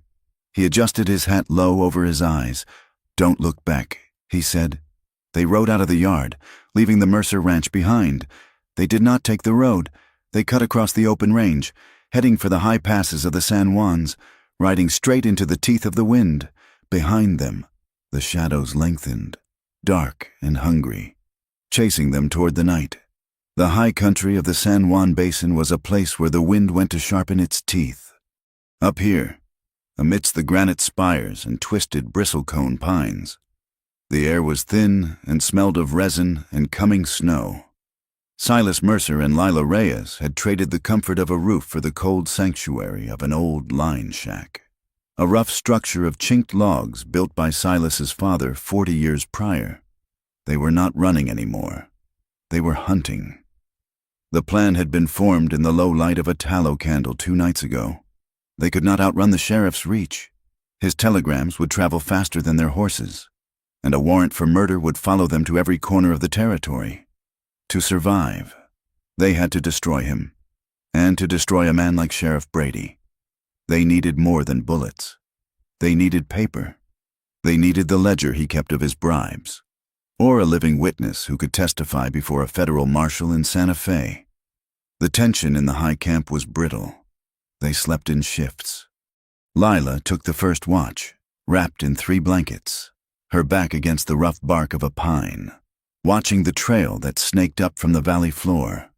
The silence was absolute, broken only by the snap of a twig or the distant scream of a cougar. Every shadow looked like a man. Every rustle of the wind sounded like a boot on stone. Silas spent the daylight hours turning Lila into a weapon. It was not a game. There was no romance in the way he stood behind her, adjusting her grip on the heavy Winchester rifle. Pull it tight into your shoulder, he instructed, his voice flat. If there is air between the stock and your bone, the recoil will bruise you black and blue. Lean into it. Lila sighted down the barrel at a dead stump 50 yards away. The rifle was heavy, the metal cold against her cheek. She did not like it. It smelled of oil and death. But she remembered Jimmy's face in the dust. She remembered the trapper. She squeezed the trigger. The rifle bucked, the sound cracking through the thin air like a whip. Bark exploded from the stump. Again, Silas said. Don't close your eyes when you fire. You need to see where the bullet goes. I am not closing my eyes, Lila said, working the lever. She fired until her shoulder ached and her ears rang. She learned to load the magazine with cold fingers. She learned to draw the heavy Colt revolver from the holster Silas had rigged for her belt. She learned to ride her mare not with the gentle grace of a pleasure rider, but with the low, driving urgency of a fugitive, leaning off the side to present a smaller target. We are baiting a trap, Silas told her on the third evening. We need to draw them out. We need one of them alive. The bait was a small herd of 20 steers Silas had driven up to the high meadow weeks ago for summer grazing. They were prime beef, fat on the mountain grass. Silas rode down to the nearest settlement, a mining camp called Silverton, and let slip to a man he knew was a gossip that he was leaving the territory and the herd was unguarded. It was a gamble. It relied on greed being stronger than caution. But betrayal has a way of finding cracks in even the best plans. They had expected the rustlers to come from the south. They had expected strangers. They did not expect the man who rode up the trail just before dusk on a Thursday, waving a white handkerchief. It was Miller, a man who had worked the Mercer spread for 5 years before drifting to the mines. Silas lowered his rifle but kept it ready. "Boss," Miller called out, his hands high, "I heard you were in trouble. I came to help. Brought some coffee and word from town." Silas watched him. Miller looked honest. He looked like the man who had once helped Silas pull a calf from a mud bog. "Step down," Silas said. "Keep your hands where I can see them." Miller dismounted. He walked toward the campfire, smiling. "I tell you, Silas, that sheriff is turning the valley upside down. But I know a trail north, through the Uncompahgre, that he doesn't watch." Lila was standing by the horses, checking the cinches. She watched Miller. She saw the way his eyes darted to the ridge line. She saw the sweat on his upper lip. Though the air was freezing, "He is lying," she thought. The realization was cold and instant. "Silas, behind you!" Lila screamed. The crack of a rifle from the ridge answered her. A bullet kicked up the dirt inches from Silas's boot. Miller dropped the act, diving for cover behind a log, drawing his pistol. "You should have sold out when you had the chance." "Mercer!" he yelled. The canyon erupted. Gunfire rained down from the rocks above. It was an ambush. Miller hadn't come to help. He had come to fix their position for the sheriff's deputies. Silas rolled behind the water trough, returning fire with his Winchester. "Get to the rocks. Lila, go!" Lila scrambled toward the granite outcrop they had designated as a fallback. Bullets chipped the stone around her, sending sharp fragments flying. She didn't freeze. She didn't scream. She brought her rifle up and fired at a muzzle flash on the ridge. She saw a man jerk back. She didn't know if she had hit him or just scared him. And she didn't care. She reached the rocks. Silas was pinned down near the shack. Miller was firing at him from behind the log, laughing.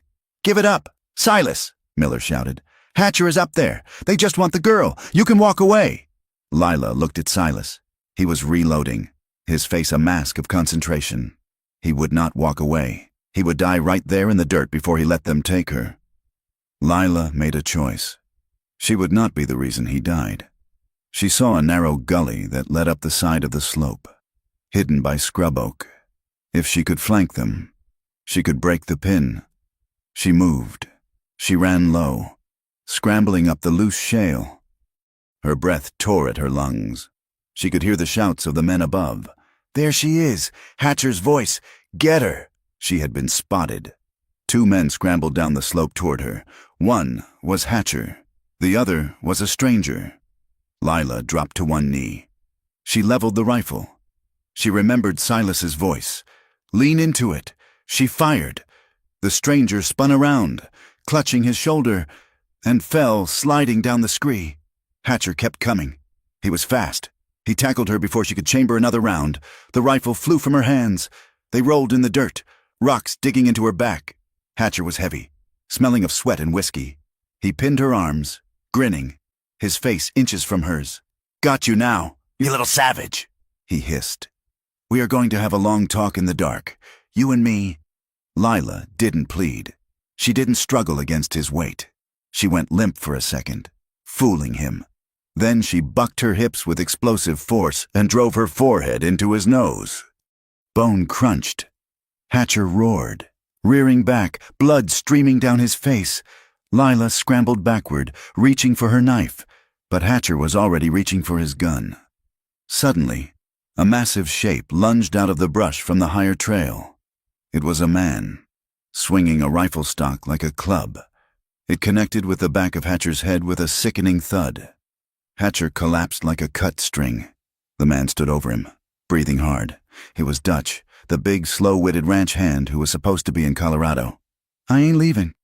"Boss," Dutch rumbled, looking down at Lila. Lila stared at him, gasping. You came back." Dutch shrugged. "Colorado's too far, and the food ain't as good." Below them, the firing had stopped. Silas had rushed Miller while the deputies were distracted by the fight on the slope. He had Miller on his knees, the barrel of his Colt pressed against the man's forehead. Lila scrambled down the slope, sliding on her heels, Dutch following. Silas was trembling.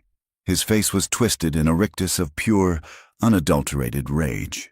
Miller was weeping, his hands clasped in prayer. "Don't kill me! Silas, please, they paid me! I needed the money!" Silas pulled the hammer back. The click was loud in the sudden silence. "You sold us!" Silas snarled. "You sold a woman to Hatcher. You are an animal, Miller, and I put down animals." "Silas!" Lila's voice cracked the air. Silas didn't look at her. He stared at Miller. His finger whitened on the trigger. He wanted to do it. He wanted to end the threat, to punish the betrayal, to give in to the bloodlust that his father had bequeathed him. It would be so easy. It would feel like justice. "Silas, look at me," Lila commanded. He turned his head slowly. His eyes were wild, the pupils dilated. "If you kill him like this, on his knees, you become Hatcher," Lila said. She walked toward him, ignoring the gun. "You become your father, and you lose me." Silas blinked. The name of his father struck him. "We need him," Lila said, stepping next to him. She put her hand on his gun arm. "We need him to talk. Dead men don't sign confessions." Silas looked at Miller, who was sobbing in the dirt. He looked at Lila, who was bloody, bruised, but standing tall. He slowly lowered the hammer. He holstered the gun. "Tie him up." "Dutch," Silas said, his voice shaking. "Tie him tight, and throw Hatcher in the shed with him." Night fell heavy and cold. The adrenaline that had fueled them crashed, leaving them hollowed out. They had captured Miller and an unconscious Hatcher. The other deputies had fled when their leader fell. They retreated to the line shack. Dutch took the watch outside, happy to be of use, armed with Hatcher's confiscated rifle. Inside, Silas lit a fire in the small pot-belly stove. The room was tiny, intimate. The wind howled outside, but inside, the air was still. Lila sat on the edge of the narrow bunk, cleaning the scrape on her cheek with a wet rag. Silas sat on a crate opposite her, staring at his hands. "I almost did it," he whispered. "I wanted to paint the ground with him." "But you didn't," Lila said. Silas looked up. "Because you stopped me." "No," Lila said. "You stopped yourself. You listened. A monster does not listen." She stood up and crossed the small space between them.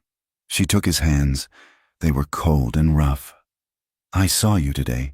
Silas, I saw you run into fire for me, and I saw you choose mercy when you wanted vengeance."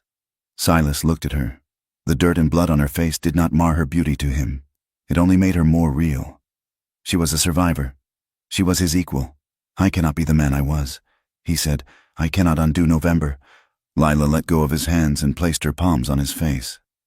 "No," she said softly. "You cannot. That man is part of you, but he is not all of you. And he is not the man I see tonight." She leaned in and kissed him. It was not a question this time. It was a claim. Silas made a sound low in his throat and pulled her to him. He buried his face in her neck, holding her tight, as if the wind might snatch her away. There was no negotiation needed this time.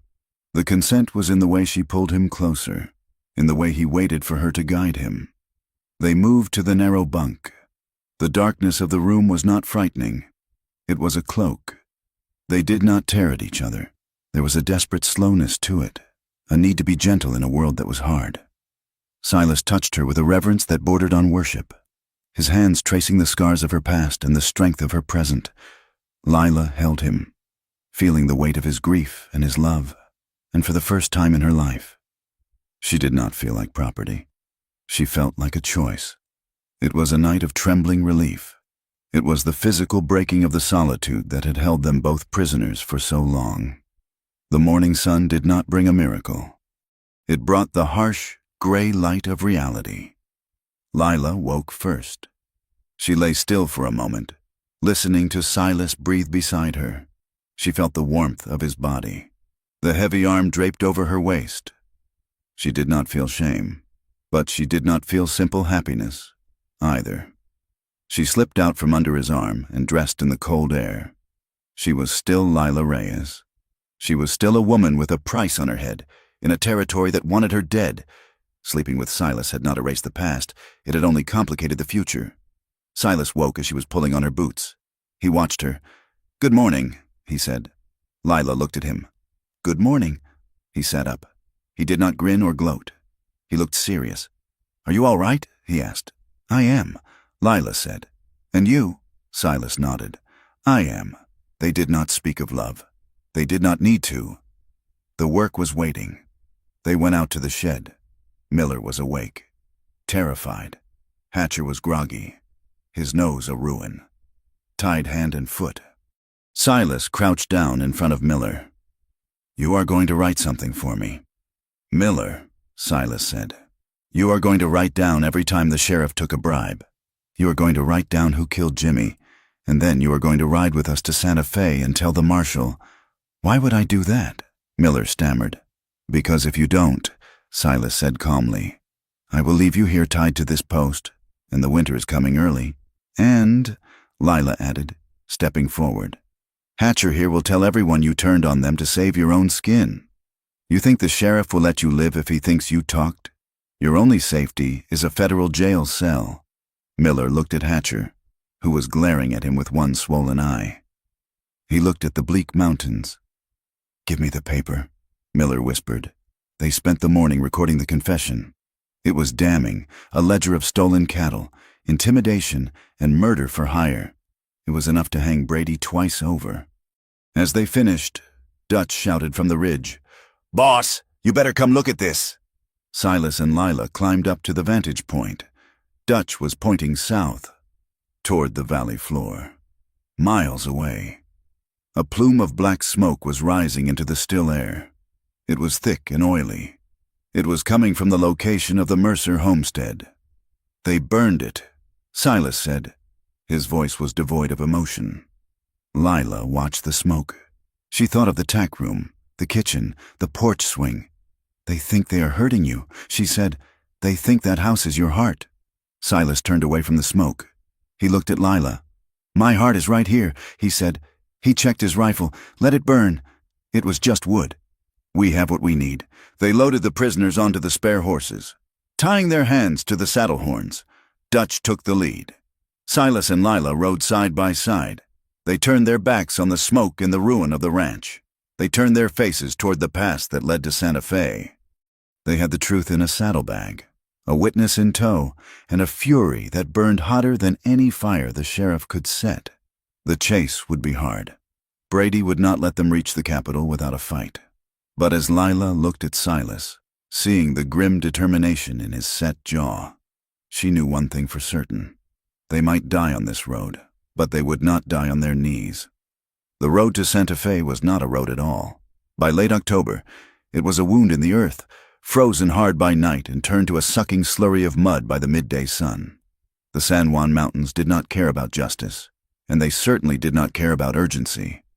They loomed over the small cavalcade, gray and indifferent, sending squalls of sleet that coated the riders in a sheen of ice.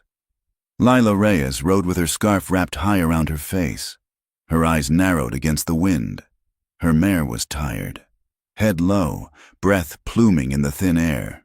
Behind her, Dutch led the pack horses carrying the prisoners.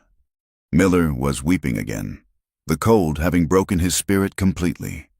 Hatcher rode in sullen silence, his hands bound to the saddle horn, his broken nose dark and swollen. Silas rode point. He looked like a man carved from the granite of the peaks, unmoving, uncomplaining, his eyes constantly scanning the tree line. He had barely spoken in 2 days. The weight of what lay ahead was heavier than the rifle in his scabbard. He was riding toward the law to save Lila, but in doing so, he knew he would have to destroy himself. They were 10 miles from the Rio Chama Bridge, the last choke point before the road opened up toward the capital. "We rest here for an hour," Silas called back, his voice swallowed by the wind. "The horses need grain."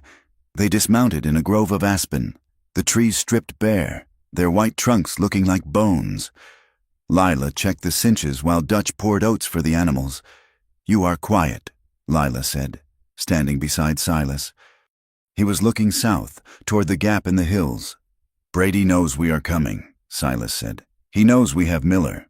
He knows the ledger is in your saddlebag. He will not let us cross the river." "Then we fight," Lila said. Silas turned to her.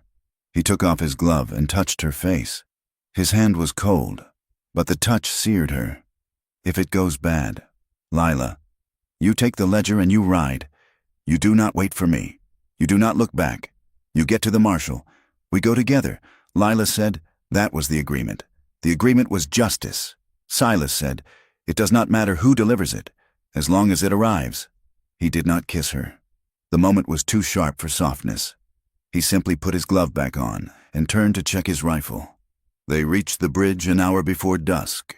The river was high, swollen with her early melt and rain, churning brown and angry against the wooden pilings. The bridge was narrow, a single lane of timber planks, and blocking the far side sat Sheriff Brady. He was not alone. He had brought 12 men, a posse raised from the saloon and the gutter, men who owed him money or feared his secrets. They were spread out in a skirmish line, rifles resting on saddles or rocks. Silas pulled his horse up. Dutch and Lila flanked him. "Well now," Brady shouted, his voice carrying over the roar of the water. "You look like you have had a hard ride. Silas, let us pass." "Brady," Silas yelled back. "We are going to Santa Fe." "I cannot do that," Brady said. He spurred his horse forward onto the bridge. "Just a few yards. You are harboring a fugitive. That woman is wanted for the murder of my deputy. And you, Silas, you have kidnapped 2 law-abiding citizens." He gestured to Hatcher and Miller. "Release them," Brady ordered. "And turn yourself in. We can settle this like reasonable men." Silas looked at the line of rifles. He looked at Brady, who sat confident in his corruption. Silas made a decision.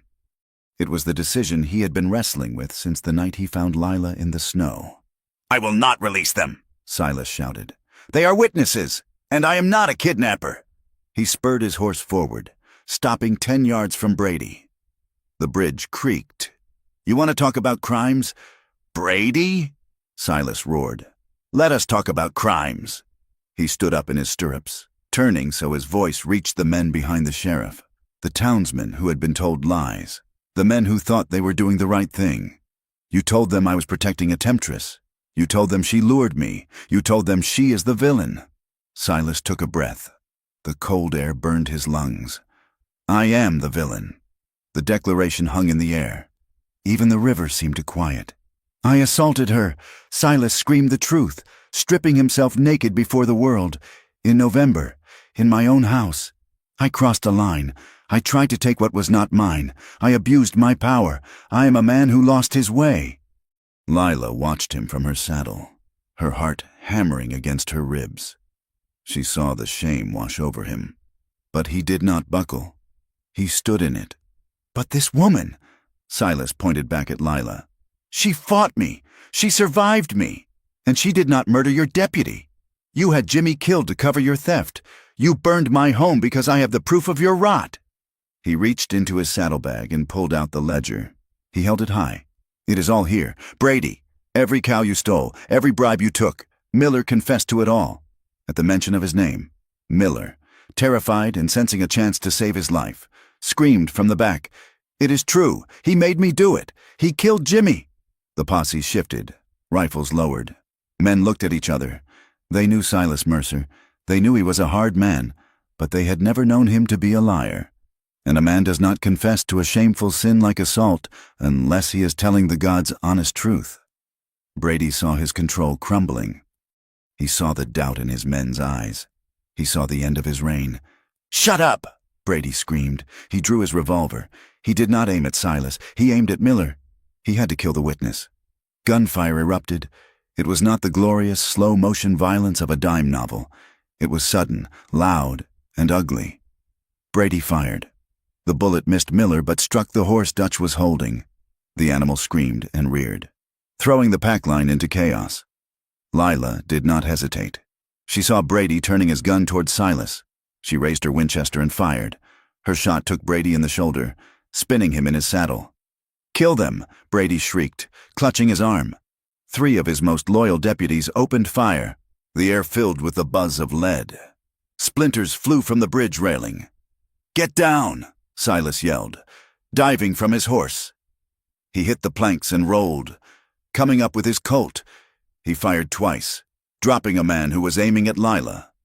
Lila spurred her mare, driving her toward the cover of a large boulder on the near bank. She dragged the pack horse with Hatcher attached to it. Miller's horse had bolted, dragging the screaming man into the trees. Dutch was hit. He grunted, clutching his side, but he kept firing his shotgun, the boom echoing like thunder. Silas was exposed on the bridge. He was the target. He moved forward, not back, advancing on Brady while bullets chewed the wood around his feet. Brady, bleeding and desperate, tried to raise his gun again. Silas stopped 10 feet away. He looked at the man who had tormented the valley. He looked at the badge that was supposed to mean safety. "It ends." Silas said. He fired one shot. The bullet struck Brady in the chest. The sheriff fell backward, tumbling from his saddle, over the railing, and into the churning brown water of the Rio Chama. The river took him instantly. Silence slammed back down. "Hold your fire!" Silas yelled at the posse. "He is dead!" "It is over!" The deputies looked at the empty saddle. They looked at Silas, standing tall and terrible on the bridge, smoke curling from his gun. They looked at Lila, who had her rifle trained on them, her face hard as stone. One by one, they lowered their weapons. They were not killers at heart. They were just men who had followed the wrong leader. "We surrender." "Silas," one of them called out. Silas lowered his gun. He slumped slightly, the adrenaline draining away. He turned and looked at Lila. She was safe. He limped back toward her. Dutch was sitting against a tree, pressing a bandana to his side. "Is it bad?" Silas asked. "Through and through," Dutch grunted. "I will live. Just hurts like a mule kick." Silas looked at Lila. She sat on her horse, the ledger still safe in her bag. She looked at him with a mixture of pride and sorrow. "You told them," she said quietly. Silas nodded. "I told them. Justice, when it finally arrived in Santa Fe, was not a celebration. It was a sterile, bureaucratic grinding of gears. They turned Hatcher and the ledger over to the UYS, Marshall, with Brady dead and Miller eventually found shivering in the woods. The case against the corruption ring was airtight. The ledger provided names, dates, and amounts. The territory moved quickly to clean up the mess, eager to restore order. But there was still the matter of Silas. The hearing took place in a dusty courtroom in November, almost exactly 1 year after the night he had assaulted Lila. The room was packed. Word had spread. Silas stood before the judge. He wore a clean suit, bought with the last of his coin. He did not have a lawyer. "Mr. Mercer," the judge said, peering over his spectacles, "you are not on trial for the events at the bridge. That has been ruled self-defense and the lawful apprehension of criminals. However, by your own admission, You assaulted Miss Reyes. I did, Your Honor, Silas said. The courtroom murmured. Lila sat in the front row. She wore a simple gray dress. She felt the eyes of the crowd on her. Some pitying, some judging, some merely curious. Miss Reyes, the judge said, do you wish to press charges? Lila stood up. She walked to the railing. She looked at Silas. He did not look at her. He looked straight ahead, ready to accept whatever punishment came. Your Honor, Lila said, her voice clear. Mr. Mercer broke the law. He broke my trust. He acted with cruelty. She paused. But he also saved my life. He fought for me when the law would not. He destroyed his own name to speak the truth. He has paid a price in blood and ash. She looked at the judge. I do not ask for a prison sentence. It serves no one to put him in a cage. I ask that the court record reflect the truth. And I ask for restitution. Restitution, the judge asked. He owes me wages, Lila said. And he owes the valley a debt. Let him pay it by rebuilding what was broken. The judge deliberated. The sentence was handed down. Silas was fined $1,000, a fortune that would take years to repay. He was stripped of his honorary title as a stock commissioner. He was given a suspended sentence of 2 years, dependent on good behavior. It was a stain. He was no longer the respected widower. He was a man marked by his crime. But as they walked out of the courthouse, down the stone steps into the bright winter sun, Silas breathed deeply. He was poor. He was disgraced. But he was free of the lie. They returned to the valley in December.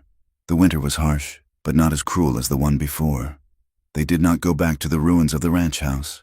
The fire had left nothing but a stone chimney standing like a tombstone. They moved into the bunkhouse, which had survived the blaze. It was a single long room. They hung a heavy canvas curtain down the middle. Lila, this side, she said, pointing to the end with the stove. Silas, that side. Agreed, Silas said. The work was brutal. They had lost most of the herd to the rustlers and the fire. They had to start over. They repaired fences with numb fingers. They hunted deer for meat. They lived on cornmeal and coffee. The town of Aztec remained cold to them. The shopkeeper, Henderson, still sneered when Silas walked in, but he sold him goods because cash was scarce. The women still crossed the street to avoid Lila, but Lila did not lower her head. When a woman turned away, Lila stopped and stared until the woman looked back. She refused to be the shame of the valley. She was its survivor. One afternoon in March, Lila was planting a garden near the blackened foundation of the old house.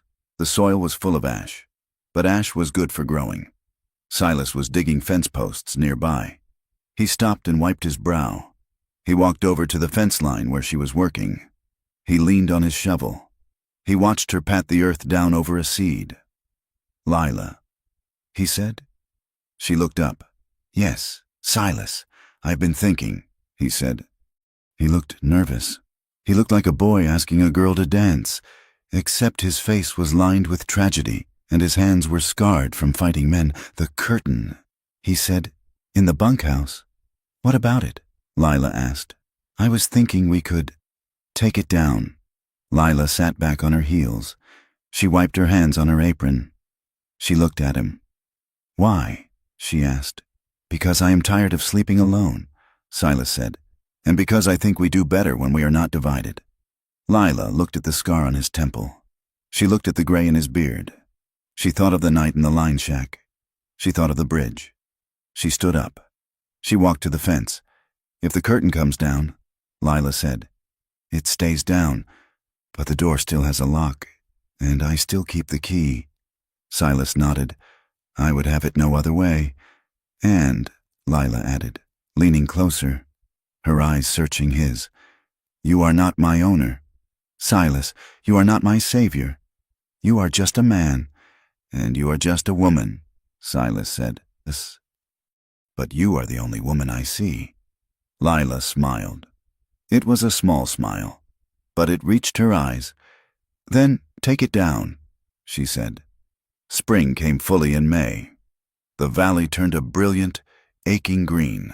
The scars of the fire were hidden under new grass. The cattle, what few were left, grazed near the creek. Lila stood on the porch of the bunkhouse. They had added a room, a proper kitchen. She held a cup of coffee, watching the sunrise. Silas came out behind her. He did not grab her. He placed a hand gently on her shoulder. She leaned back into him, her head resting against his chest.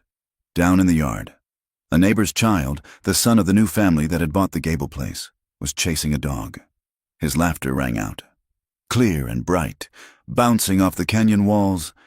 It was not a fairy tale. The town still whispered. The debt was still heavy. The nightmares still came sometimes. For both of them. Silas would wake up shouting, reaching for a gun that wasn't there. Lila would wake up gasping, feeling trapped. But when the nightmares came, they were no longer alone in the dark. Silas would hold her hand until her breathing slowed. Lila would stroke his hair until the tension left his body. They were not healed. They were scarred, stitched together by trauma and time. But the stitches held. Silas looked out at the land that had tried to kill them, the land that had taken his wife and son, the land that had birthed his violence and his redemption. "It is a hard country," Silas murmured. "Yes," Lila said, covering his hand with hers. "But the grass grows back." She turned in his arms and kissed him. It was a kiss of salt and earth, a kiss that tasted of survival. "Let them talk," Lila whispered against his lips. "Let them judge. We are here." And as the sun crested the peaks, flooding the San Juan Basin with light, the shadows retreated, just enough to let the living begin again. Thank you for listening to this story. It has been a journey through the high desert, through the cold of winter, and into the difficult warmth of redemption. I hope Lila and Silas's story resonated with you, not as a simple romance, but as a testament to the hard work of forgiveness and the courage it takes to break the cycles of our past. I would love to hear from you. Please comment below and tell me where you are listening from. Did the ending feel earned to you? What did you think of Silas's choice on the bridge? If you enjoyed this tale, please subscribe to From Wild West for more stories of the frontier, stories of grit, love, and the enduring human spirit. Share your thoughts in English. I read every one. Until next time, keep your fences mended and your powder dry.